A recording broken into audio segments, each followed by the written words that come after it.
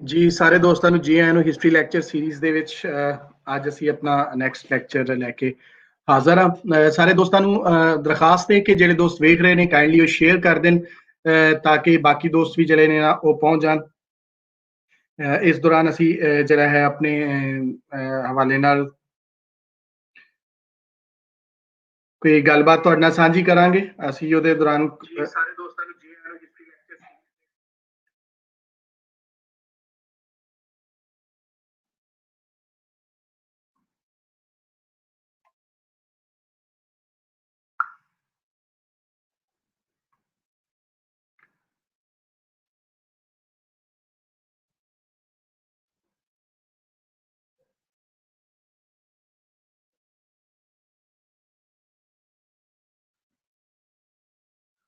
जी kindly share कर दें सारे दोस्त। असी उन्नी देर तक मैं जरा है लिंक दोस्तों पेस्ट कर दें ताकि उत्थे भी दोस्त जड़े ने वो आ सकन।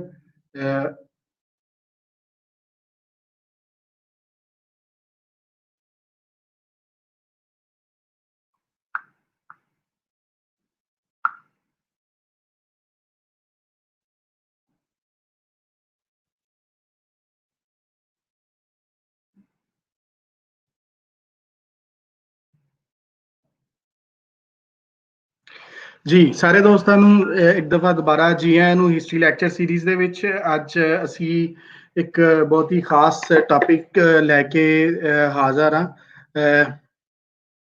जिहड़ा कि अज दे जिहड़े मुख्तलिफ हालात ने उन्हां दे नाल जुड़िया होया है। अज साडे नाल साडे नाल जिहड़े साडे गैस्ट ने उन्हां दे हवाले नाल मैं थोड़ा तारफ तुहाडे दोस्तां नाल साझा करदा जावां। डॉक्टर गुरनाम सिंह जी अज साडे नाल ने एसोसिएट प्रोफैसर ने education attainment at Coventry university. इस तो बाद जिहड़े ऑनररी एसोसिएट प्रोफैसर ने सोशियोलॉजी यूनिवर्सिटी ऑफ वारिक दे विच, visiting professor of social work at University of Chester and visiting fellow in race and education at the University of Arts London ਦੇ ਵਿੱਚ। ਇਸ ਤੋਂ ਬਾਅਦ ਮੈਂ ਤੁਹਾਡੇ ਦੋਸਤਾਂ ਨਾਲ ਗੱਲਬਾਤ ਸਾਂਝੀ ਕਰਦਾ ਜਾਵਾਂ ਇਹਨਾਂ ਦੇ ਤਾਰਫ ਦੇ ਹਵਾਲੇ ਨਾਲ ਕਿ ਇੱਕ ਤੇ ਇਹਨਾਂ ਦਾ ਇਹ ਟੀਚਿੰਗ ਦਾ ਜਿਹੜਾ ਪੂਰਾ ਮੈਂ ਤੁਹਾਡੇ ਸਾਹਮਣੇ ਰੱਖਿਆ। ਇਸ ਤੋਂ ਬਾਅਦ 1993 ਦੇ ਵਿੱਚ ਇਹਨਾਂ ਦਾ ਜਿਹੜਾ ਇੱਕ ਵੱਖਰੀ ਜਿਹੜਾ ਇਹਨਾਂ ਦਾ प्रोफैशनल वर्कर कम्युनिटी दे एक्टिविज्म दे नाल जुड़े रहे और दो PhD इन्होंने 2004 दे विच कंप्लीट की जिहड़ी कि अप्लाइड सोशल स्टडीज दे विच थे। टीचिंग दे हवाले नाल एक होर गल भी तुहाडे नाल सांझी करिए कि इन्हां दे कोल जिहड़ा हायर एजुकेशन है इंग्लैंड दा ओहदी तरफों जिहड़ा टीचिंग दा जिहड़ा बेस्ट अवार्ड है वो भी आपने 2018 ਵਿੱਚ ਇਹਨਾਂ ਨੂੰ ਜਿਹੜਾ ਉਹ ਮਿਲਿਆ। ਤੇ ਇਸ ਤੋਂ ਬਾਅਦ ਇਹਨਾਂ ਦੀਆਂ ਹੁਣ ਤੱਕ 4 ਕਿਤਾਬਾਂ ਔਰ 40 ਮੁxtਲਿਫ ਜਿਹੜੀਆਂ ਕਿਤਾਬਾਂ ਨੇ ਉਹਨਾਂ ਦੇ ਵਿੱਚ ਇੱਕ ਚੈਪਟਰ ਇਹਨਾਂ ਦੇ ਪਬਲਿਸ਼ ਹੋਏ। ਇਸ ਤੋਂ ਬਾਅਦ ਮੁxtਲਿਫ ਨਿਊਜ਼ਪੇਪਰਸ ਦੇ ਵਿੱਚ ਲਿਖੇ ਔਰ ਬਹੁਤ ਸਾਰੇ ਜਿਹੜੇ ਰਿਵਿਊਡ ਪੀਰ ਰਿਵਿਊਡ ਜਰਨਲਸ ਨੇ ਐਕੈਡੈਮਿਕ ਜਰਨਲਸ ਨੇ ਉਹਨਾਂ ਦੇ ਵਿੱਚ ਇਹਨਾਂ ਦੀਆਂ ਬਹੁਤ ਸਾਰੀਆਂ ਪਬਲਿਕੇਸ਼ਨਸ ਜਿਹੜੀਆਂ ਨੇ ਅਵੇਲੇਬਲ ਨੇ। ਇਹ ਐਕੈਡੈਮਿਕਸ ਦੇ ਨਾਲ ਨਾਲ ਜਿਸ ਤਰ੍ਹਾਂ ਮੈਂ ਪਹਿਲੇ ਗੱਲ ਕੀਤੀ ਕਿ ਐਕਟਿਵਿਜ਼ਮ ਦੇ ਨਾਲ ਵੀ ਜੁੜੇ ਰਹੇ ਔਰ ਇਹਦੇ ਤੋਂ ਬਾਅਦ ਫਿਰ ਉਹਨਾਂ ਦਾ ਇੱਕ ਦੂਸਰੀ ਜਿਹੜੀ ਇਹਨਾਂ ਨੇ ਆਪਣੀ ਇੱਕ ਹੋਰ ਪ੍ਰੋਫਾਈਲ ਡਿਵੈਲਪ ਕੀਤੀ ਉਹ ਇਹਨਾਂ ਦੀ ਜਿਹੜੀ ਹੈ ਮੀਡੀਆ ਦੇ ਹਵਾਲੇ ਨਾਲ। ਇੱਕ ਤੇ ਇਹ ਕਰੰਟ ਅਫੇਅਰਸ ਦੇ ਹਵਾਲੇ ਨਾਲ ਜਿਹੜੇ ਮੇਨ ਸਟ੍ਰੀਮ ਮੀਡੀਆ ਉਹਦੇ ਨਾਲ ਜੁੜੇ ਹੋਏ ਨੇ ਔਰ ਉੱਥੇ ਕੋਈ ਵੀ ਜਿਹੜੇ ਇਸ਼ੂਜ਼ ਆਉਂਦੇ ਨੇ ਉਹਨਾਂ ਨੂੰ ਵੇਖ ਰਹੇ ਹੁੰਦੇ ਨੇ। ਉਹਦੇ ਨਾਲ ਦੀ ਨਾਲ ਜਿਹੜਾ ਇੱਕ ਤੁਸੀਂ ਕਹਿ ਲਓ ਕਿ ਜਿਹੜਾ ਦੂਸਰੀ ਸਾਈਡ ਸਿਰਫ ਬ੍ਰੌਡਕਾਸਟ ਜਿਹੜਾ ਮੀਡੀਆ ਉਹਦੇ ਨਾਲ ਜਿਹੜਾ ਦੇ ਨਾਲ ਵੀ ਕੰਮ ਕਰ ਰਹੇ ਨੇ। ਔਰ ਇਹਨਾਂ ਦੇ ਅੱਜ ਕੱਲ੍ਹ ਜਿਹੜਾ ਅਕਾਲ ਟੀਵੀ ਦੇ ਹਵਾਲੇ ਨਾਲ ਪਿਛਲੇ ਦਿਨਾਂ 'ਚ ਬਹੁਤ ਡਿਸਕਸ਼ਨ ਰਹੀ ਔਰ ਬਹੁਤ ਵੇਖਿਆ ਜਾਂਦਾ ਚੈਨਲ ਉੱਥੇ ਵੀ ਇੱਕ ਜਿਹੜਾ ਹੈ ਨਾ ਇਹ ਸ਼ੋਅ ਕਰ ਰਹੇ ਨੇ ਵੀਕਲੀ। ਔਰ ਇਸ ਤੋਂ ਵੱਖ ਜਿਹੜਾ ਹੈ ਉਹ ਇਹਨਾਂ ਦੀ ਮੁxtਲਿਫ ਜਿਹੜੇ ਇਸ਼ੂਜ਼ ਨੇ ਕਮਿਊਨਿਟੀ ਦੇ ਨਾਲ ਜੁੜੇ ਹੋਏ ਉਹਨਾਂ ਦੇ ਉੱਪਰ ਇਹ ਮੁxtਲਿਫ ਅਖਬਾਰਾਂ ਦੇ ਵਿੱਚ ਲਿਖਦੇ ਰਹਿੰਦੇ ਨੇ, ਨਿਊਜ਼ਪੇਪਰਸ ਲਿਖਦੇ ਰਹਿੰਦੇ ਨੇ। ਖਾਸ ਕਰਕੇ ਜਿਹੜੇ ਡਾਇਸਪੋਰਾ ਦੇ ਜਿਹੜੇ ਮਸਲੇ ਮਸਾਇਲ ਨੇ ਉਹਨਾਂ ਦੇ ਹਵਾਲੇ ਨਾਲ ਬਹੁਤ ਜ਼ਿਆਦਾ ਇਹਨਾਂ ਦਾ ਕੰਮ ਹੈ। ਥੋੜਾ ਜਿਹਾ ਇਹਨਾਂ ਦੇ ਪਿਛੋਕੜ ਦੇ ਹਵਾਲੇ ਨਾਲ ਵੀ ਮੈਂ ਦੋਸਤਾਂ ਦੇ ਨਾਲ ਸਾਂਝਾ ਕਰਦਾ ਜਾਵਾਂ ਕਿ ਇਹਨਾਂ ਦਾ ਜਿਹੜਾ ਪਿਛਲਾ ਪਿੰਡ ਹੈ ਉਹ ਖੈਲਾ ਜਿਹੜਾ ਹੈ ਫਲੋਰ ਤਹਿਸੀਲ ਔਰ ਡਿਸਟ੍ਰਿਕਟ ਜਲੰਧਰ ਤੋਂ ਇਹਨਾਂ ਦਾ ਤਾਲੁਕ ਹੈ ਪੰਜਾਬ ਦੇ ਨਾਲ। ਔਰ ਅੱਜ ਉਹ ਸਾਡੇ ਨਾਲ ਮੌਜੂਦ ਨੇ ਸਟੂਡੀਓ ਦੇ ਵਿੱਚ ਇਹਨਾਂ ਦਾ ਜਿਹੜਾ ਤਾਰਫ ਹੈ ਉਹ ਬਹੁਤ ਥੋੜਾ ਮੈਂ ਦੱਸਿਆ। ਇਸ ਤੋਂ ਵੱਖ ਅਸੀਂ ਇਹਨਾਂ ਦਾ ਇੱਕ ਨੋਟ ਵੀ ਲਾਇਆ ਸੀ, ਔਰ ਜ਼ਾਹਿਰ ਡਿਸਕਸ਼ਨ ਤੋਂ ਬਾਅਦ ਅਸੀਂ ਜਦੋਂ ਇਹਨਾਂ ਦੇ ਨਾਲ ਗੱਲਬਾਤ ਆਪਣੀ ਸਾਂਝੀ ਕਰਾਂਗੇ ਤੇ ਫਿਰ ਸਾਡੇ ਕੋਲੋਂ ਉਹਨਾਂ ਦੀ ਲਾਈਫ, ਯਾਨੀ ਉਹਨਾਂ ਦੀ ਫੈਮਿਲੀ ਪੰਜਾਬ ਤੋਂ ਮਾਈਗ੍ਰੇਟ ਕਰਕੇ ਫਿਰ ਇੰਗਲੈਂਡ ਆਈ, ਫਿਰ ਉੱਥੇ ਉਹਨਾਂ ਨੇ ਆ ਕੇ ਪੜ੍ਹਿਆ, ਔਰ ਉਹਦੇ ਤੋਂ ਬਾਅਦ ਫਿਰ ਉਹਨਾਂ ਨੇ ਆਪਣੀ ਇੱਕ ਸਿੱਖ ਹਿਸਟਰੀ ਨੂੰ ਪੜ੍ਹਿਆ ਔਰ ਫਿਰ ਉਹਦੇ ਨਾਲ ਜੁੜੇ, ਔਰ ਉਹਨਾਂ ਦੀ ਇੱਕ ਪੂਰੀ ਕਹਾਣੀ ਜਿਹੜੀ ਹੈ ਨਾ ਉਹ ਅਸੀਂ ਇਸ ਲੈਕਚਰ ਤੋਂ ਬਾਅਦ ਉਹਨਾਂ ਦੇ ਨਾਲ ਡਿਸਕਸ ਕਰਾਂਗੇ। ਸਾਡੀ ਆਡੀਅנס ਵੀ ਉਹਨਾਂ ਦੇ ਨਾਲ ਡਿਸਕਸ ਕਰੇਗੀ। ਸੋ ਜੀ ਸਰ, ਡਾਕਟਰ ਸਾਹਿਬ ਜੀ ਆਇਆਂ ਨੂੰ ਹਿਸਟਰੀ ਲੈਕਚਰ ਸੀਰੀਜ਼ ਸਾਡੇ ਯੰਗ ਹਿਸਟੋਰੀਅਨ ਕਲੱਬ ਦੇ ਵਿੱਚ ਤੁਹਾਨੂੰ ਜੀ ਆਇਆਂ। ਤੁਸੀਂ ਸਾਡੇ ਕੋਲ ਆਏ ਹੋ ਲੈਲਪੁਰ। ਧੰਨਵਾਦ ਜੀ। ਬਸ ਆਪਾਂ ਤੁਹਾਡੇ ਕੋਲ ਹੀ ਆ, ਸਾਡੇ ਦਿਲ ਇੱਕ ਹੀ ਆ, ਕੋਲ ਵੀ ਨਹੀਂ, ਵਿੱਚ ਹੀ ਆ, ਤੁਹਾਡੇ ਦਿਲਾਂ ਦੇ ਵਿੱਚ ਹੀ ਅਸੀਂ ਆ। ਹਾਂਜੀ ਹਾਂਜੀ, ਬੜਾ ਅੱਜ ਅਸੀਂ ਲੈਕਚਰ ਤੋਂ ਪਹਿਲੇ ਇੱਕ ਦਫਾ ਇੱਕ ਟੈਸਟ ਸਾਡੀ ਚਲੀ ਹੈ ਉਹ ਵੀ ਟ੍ਰਾਂਸਮਿਸ਼ਨ ਵੀ ਅਸੀਂ ਕਰਨੇ, ਉੱਥੇ ਵੀ ਸਰ ਦੇ ਨਾਲ ਗੱਲਬਾਤ ਹੁੰਦੀ ਰਹੀ। ਸੋ ਅਸੀਂ ਇਹ ਸਾਰੀਆਂ ਗੱਲਾਂ ਜਿਹੜੀਆਂ ਨੇ ਆਪਣੇ ਸਰ ਦੇ ਲੈਕਚਰ ਤੋਂ ਬਾਅਦ ਉਹਨਾਂ ਦੇ ਨਾਲ ਸਾਂਝੀਆਂ ਕਰਾਂਗੇ ਤਾਂ ਕਿ ਬਾਕੀ ਲੋਕ ਵੀ ਕਰ ਸਕਣ। ਸੋ ਸਰ ਹੁਣ ਸਕਰੀਨ ਸਰ ਤੁਹਾਡੇ ਕੋਲੇ, ਅਸੀਂ ਮਿਲਨੇ ਤੁਹਾਡੀ ਗੱਲਬਾਤ ਤੋਂ ਬਾਅਦ ਕੁਝ ਕਮੈਂਟਸ ਦੇ ਔਰ ਸਵਾਲਾਂ ਦੇ ਨਾਲ। ਧੰਨਵਾਦ ਜੀ। ਹਾਂਜੀ, ਸੋ ਸਭ ਤੋਂ ਪਹਿਲਾਂ ਤਾਂ ਮੈਂ ਤੌਹੀਦ ਅਹਿਮਦ ਚੱਥਾ ਔਰ ਸਾਡੀ ਯੰਗ ਸਕਾਲਰ ਜਿਹੜੇ ਕੋਹਲਾ ਚੀਮਾ ਜੋ ਉਹਨਾਂ ਦੀ ਧਰਮ ਪਤਨੀ, ਇਹਨਾਂ ਦਾ ਮੈਂ ਬਹੁਤ ਸ਼ੁਕਰਗੁਜ਼ਾਰ ਹਾਂ ਜਿਨ੍ਹਾਂ ਨੇ ਇਹ ਇੱਕ ਹਿਸਟੋਰੀਕਲ ਲੈਕਚਰ ਸੀਰੀਜ਼ ਇਹਨਾਂ ਨੇ ਇੱਕ ਮੀਲ ਪੱਥਰ ਸਾਡੇ ਵਾਸਤੇ, ਪੰਜਾਬੀਆਂ ਵਾਸਤੇ ਇੱਕ ਤੋਹਫਾ ਦਿੱਤਾ। ਔਰ ਮੈਨੂੰ ਆਸ ਆ ਵੀ ਇਹ ਜਿੰਨੇ ਵੀ ਲੈਕਚਰਸ ਹੈਗੇ ਆ ਇਹ ਕਿਸੇ ਤਰੀਕੇ ਨਾਲ ਕਲਮਬੰਦੀ ਕੀਤੇ ਜਾਣ ਔਰ ਪਬਲੀਕੇਸ਼ਨ, ਕਿਉਂਕਿ ਇੱਕ ਹਿਸਟੋਰੀਕਲ ਡਾਕੂਮੈਂਟਸ ਬਣ ਸਕਦੀ ਆ ਤੇ ਪੰਜਾਬੀ ਲੋਕ, ਨੌਨ ਪੰਜਾਬੀ ਵੀ ਦੁਨੀਆ ਭਰ ਦੇ ਵਿੱਚ ਇਹਨਾਂ ਨੂੰ ਸਟੱਡੀ ਕਰੂਗੇ। ਔਰ ਬਹੁਤ ਹੀ ਇੱਕ ਮੈਂ ਕਹਿੰਦਾ ਆਬਜੈਕਟਿਵ ਅਕਾਊਂਟ ਹੈਗਾ, ਕਿਉਂਕਿ ਪੇਡ ਰਿਵਿਊ ਹੋ ਰਹੀ ਆ, ਹੁਣ ਵੀ ਹੋ ਰਹੀ ਆ। ਸੋ ਮੈਂ ਪ੍ਰੈਜੈਂਟੇਸ਼ਨ ਜੋ ਕਿ ਅੱਜ ਮੈਂ ਪੰਜਾਬੀ ਐਥਨਿਸਿਟੀ ਤੇ ਗੱਲ ਕਰਨੀ ਆ ਕਿ ਕੀ ਇੱਕ ਹੈ ਪੰਜਾਬੀ ਐਥਨਿਸਿਟੀ, ਜੇ ਹੈ ਤਾਂ ਉਹ ਕਿਸ ਬੇਸਿਸ ਤੇ ਆਪਾਂ ਇਹਨੂੰ ਕਲੇਮ ਕਰ ਸਕਦੇ। ਔਰ ਮੈਂ ਫਰਮ ਅ ਡਾਇਸਪੋਰਾ ਪਰਸਪੈਕਟਿਵ ਕਹਿਣ ਤੋਂ ਭਾਵ ਮੈਂ ਤੁਸੀਂ ਕਹਿ ਸਕਦੇ ਬਾਹਰੋਂ, ਪੰਜਾਬ ਤੋਂ ਬਾਹਰੋਂ ਮੈਂ ਇਹਦੇ ਬਾਰੇ ਆਪਣੀ ਖੋਜ ਕਰ ਰਿਹਾ। ਮੈਂ ਦੱਸੂਗਾ ਵੀ ਮੇਰੇ ਪੰਜਾਬ ਦੇ ਨਾਲ ਕੀ ਲਿੰਕ ਹੈ, ਪਰ ਇਸ ਤੋਂ ਪਹਿਲਾਂ ਮੈਂ ਇੱਕ ਦੋ ਮਾਫੀਆਂ ਮੰਗਣੀਆਂ ਚਾਹੁੰਦਾ, ਕਿਉਂਕਿ ਪਹਿਲਾਂ ਤਾਂ ਮੈਂ ਇਹ ਮਾਫੀ ਮੰਗਦਾ ਵੀ ਮੈਂ ਹਿਸਟੋਰੀਅਨ ਨਹੀਂ ਹੈਗਾ। ਕਿਹਾ ਜਾਂਦਾ ਵੀ ਜਿਹੜੇ ਹਿਸਟੋਰੀਅਨਸ ਹੁੰਦੇ ਆ ਉਹਨਾਂ ਦਾ ਕੰਮ ਹੁੰਦਾ ਪਿਛੋਕੜ ਨੂੰ ਬਿਆਨ ਕਰਨਾ, ਪਿਛੋਕੜ ਨੂੰ ਸਮਝਣਾ, ਔਰ ਜਿਹੜੇ ਸੋਸ਼ੀਓਲੋਜਿਸਟ ਜੋ ਮੈਂ ਹੈਗਾ ਇਹਨਾਂ ਦਾ ਕੰਮ ਹੁੰਦਾ ਜੋ ਮੌਜੂਦਾ ਹਾਲਾਤਾਂ ਹੈਗੀਆਂ ਉਹਨਾਂ ਦੇ ਬਾਰੇ ਗੱਲ ਕਰਨੀ ਆ। ਪਰ ਇਹ ਬਿਲਕੁਲ ਸੱਚ ਆ ਵੀ ਜੇ ਤੁਸੀਂ ਮੌਜੂਦਾ ਹਾਲਾਤ ਨੂੰ ਸਮਝਣਾ ਤਾਂ ਤੁਹਾਨੂੰ ਪਿਛੋਕੜ ਵੱਲ ਹੀ ਜਾਣਾ ਪਊਗਾ। ਤੇ ਇਹਦੇ ਨਾਲ ਹੀ ਜਿਹੜੀ ਹਿਸਟਰੀ ਵੀ ਅਕਸਰ ਮੌਜੂਦਾ ਸਮੇਂ ਵਾਸਤੇ ਹੀ ਹੁੰਦੀ ਆ, ਕਿਉਂਕਿ ਹਿਸਟਰੀ ਪੜ੍ਹ ਕੇ ਕੋਈ ਨਾ ਕੋਈ ਬੰਦਾ ਐਕਸ਼ਨ ਕਰਦਾ। ਸੋ ਇੱਕ ਹੋਰ ਮੈਂ ਮਾਫੀ ਮੰਗਣੀ ਚਾਹੁੰਦਾ ਵੀ ਮੇਰੀ ਜਿਹੜੀ ਪੰਜਾਬੀ ਬੋਲੀ ਇੰਨੀ ਅੱਛੀ ਨਹੀਂ ਹੈਗੀ। ਠੀਕ ਆ, ਅਸੀਂ ਕੋਸ਼ਿਸ਼ ਕਰਦੇ, ਬੋਲਦੇ ਵੀ ਆ, ਲਿਖਦੇ ਵੀ ਆ, ਪਰ ਜਿੰਨਾ ਵੀ ਸਾਡਾ ਸਕਾਲਰਸ਼ਿਪ ਹੈਗੀ ਆ ਉਹ ਸਾਰੇ ਇੰਗਲਿਸ਼ ਦੇ ਵਿੱਚ ਹੁੰਦੀ ਆ। ਔਰ ਜਿੱਦਾਂ ਮੈਂ ਪਹਿਲਾਂ ਵੀ ਤੌਹੀਦ ਨੂੰ ਕਹਿ ਰਿਹਾ ਸੀ ਵੀ ਅਸੀਂ ਤਾਂ ਬਚਪਨ ਤੋਂ ਇੱਥੇ ਹੀ ਬਾਹਰਲੇ ਦੇਸ਼ਾਂ 'ਚ ਆ, ਔਰ ਸਾਡੀਆਂ ਜੀਭਾਂ ਵੀ ਨਹੀਂ ਮੁੜਦੀਆਂ, ਕਿਉਂਕਿ ਇੱਥੇ ਇੰਗਲਿਸ਼ ਦੇ ਵਿੱਚ 26 ਅੱਖਰ ਹੁੰਦੇ ਨੇ ਦੇ ਅਲਫਾਬੈਟ ਦੇ ਵਿੱਚ, ਤੇ ਸਾਡੇ ਪੰਜਾਬੀ ਗੁਰਮੁਖੀ ਹੋਏ, ਸ਼ਾਹਮੁਖੀ ਹੋਏ ਤਾਂ 35 ਤੱਕ 40 ਤੱਕ ਹੋਰ ਵੀ ਆਵਾਜ਼ਾਂ ਜੇ ਤੁਸੀਂ ਫਾਰਸੀ ਵਿੱਚ ਲੈ ਲਓ, ਤੇ ਸਾਡੀਆਂ ਜੀਭਾਂ ਲਿਮਿਟਡ ਆ। ਸੋ ਇਹ ਵੀ ਮਾਫ ਕਰਨਾ ਕਿ ਰਾੜੇ ਵਗੈਰਾ ਨਹੀਂ ਆਉਂਦੇ। ਸੋ ਔਰ ਉਹ ਮੈਂ ਨਾਲ ਦੀ ਨਾਲ ਜੋ ਮੈਂ ਪੇਪਰ ਤਿਆਰ ਕੀਤਾ ਇਹਨੂੰ ਮੈਂ ਤਰਜਮਾਨੀ ਪੰਜਾਬੀ 'ਚ ਕਰੀ ਜਾਊਂਗਾ, ਜਿੱਥੇ ਮੈਨੂੰ ਨਹੀਂ ਪਤਾ ਤਾਂ ਮੈਂ ਇੰਗਲਿਸ਼ ਦੇ ਵਿੱਚ ਹੀ ਕਰੂੰਗਾ। ਬੜਾ ਔਖਾ ਕੰਮ ਆ, ਕਿਉਂਕਿ ਕਈ ਵਾਰੀ ਟ੍ਰਾਂਸਲੇਸ਼ਨ ਦੇ ਵਿੱਚ ਮੀਨਿੰਗ ਵੀ ਗਵਾ ਜਾਂਦੀ ਹੈ। ਸੋ ਪਹਿਲਾਂ ਮੈਂ ਥੋੜਾ ਜਿਹਾ, ਕਿਉਂਕਿ ਮੈਂ come from a critical theory perspective, ਤਾਂ ਮੈਂ ਹਮੇਸ਼ਾ ਕਹਿੰਦਾ ਵੀ ਜੇ ਕਿਸੇ ਦੇ ਕੋਈ ਵਿਚਾਰ ਸਮਝਣੇ ਆ, ਉਹਨਾਂ ਦੀ ਸੋਚ ਸਮਝਣੀ ਆ, ਤੇ ਉਹਨਾਂ ਦੇ ਬਾਰੇ ਵੀ ਥੋੜਾ ਬਹੁਤਾ ਜਾਣਨਾ ਬਹੁਤ ਅੱਛਾ ਹੁੰਦਾ, ਕਿਉਂਕਿ ਲੈਂਸ ਤੁਹਾਨੂੰ ਉਹਨਾਂ ਦੇ ਬਾਰੇ ਪਤਾ ਲੱਗ ਜਾਂਦੀ ਆ।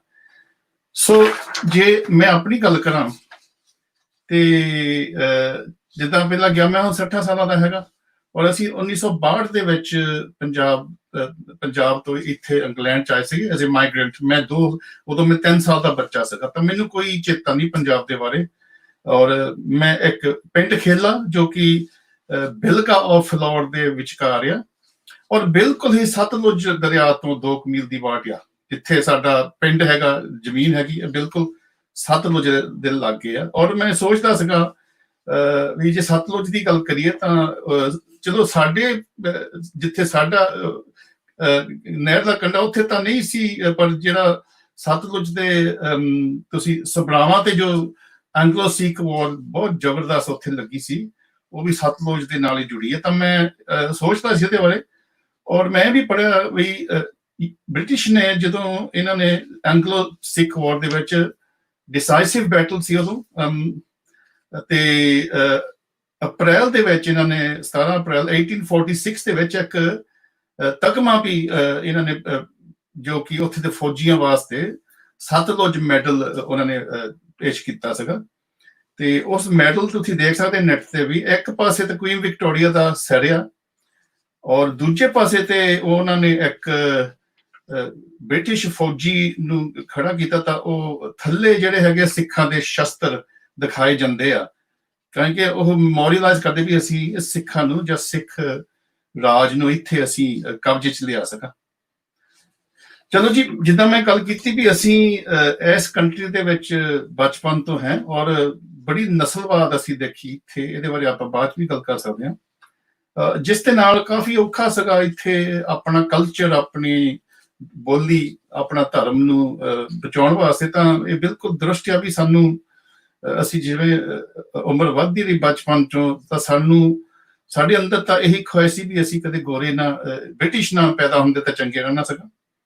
ਔਰ ਸਾਡੇ ਮਾਂ-ਬਾਪ ਜੋ ਆਏ ਸੀ ਉਹ ਵੀ ਬੜੇ ਬਿਜ਼ੀ ਸੀਗੇ, ਕਲਚਰ ਦੇ ਉਹਨਾਂ ਤੇ ਵੀ ਬੜਾ ਟਾਈਮ ਨਹੀਂ ਸੀ ਉਹ ਕੰਮ ਕਾਰ ਦੇ ਵਿੱਚ, ਪਰ ਫਿਰ ਵੀ ਇੱਕ ਉਹਨਾਂ ਦੀ ਬਹੁਤ ਇੰਪੋਰਟੈਂਟ ਚੀਜ਼ ਸੀ ਵੀ ਉਹਨਾਂ ਨੇ ਸਾਨੂੰ ਲੋਕਲ ਗੁਰਦੁਆਰੇ ਦੇ ਵਿੱਚ ਪੰਜਾਬੀ ਕਲਾਸ ਵਾਸਤੇ ਭੇਜਿਆ।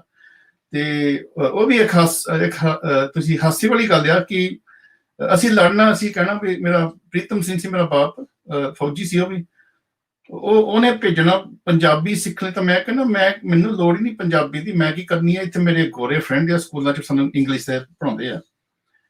ਤੇ ਉਹ ਹਾਸੀ ਦੀ ਗੱਲ ਆ, ਉਹ ਮੈਨੂੰ ਚੇਤਾ, ਕਹਿੰਦਾ ਤੇਰਾ ਬਾਬਾ ਪਿੱਛੇ ਪਿੰਡ 'ਚ ਆ ਤੇ ਤੂੰ ਆਪਣੇ ਬਾਬੇ ਨੂੰ ਚਿੱਠੀ ਲਿਖ ਸਕਦਾ, ਤੂੰ ਚਿੱਠੀ ਪੜ੍ਹ ਸਕਦਾ ਪੰਜਾਬੀ ਜੇ ਗੁਰਮੁਖੀ ਸਿੱਖ ਲਊਂਗਾ।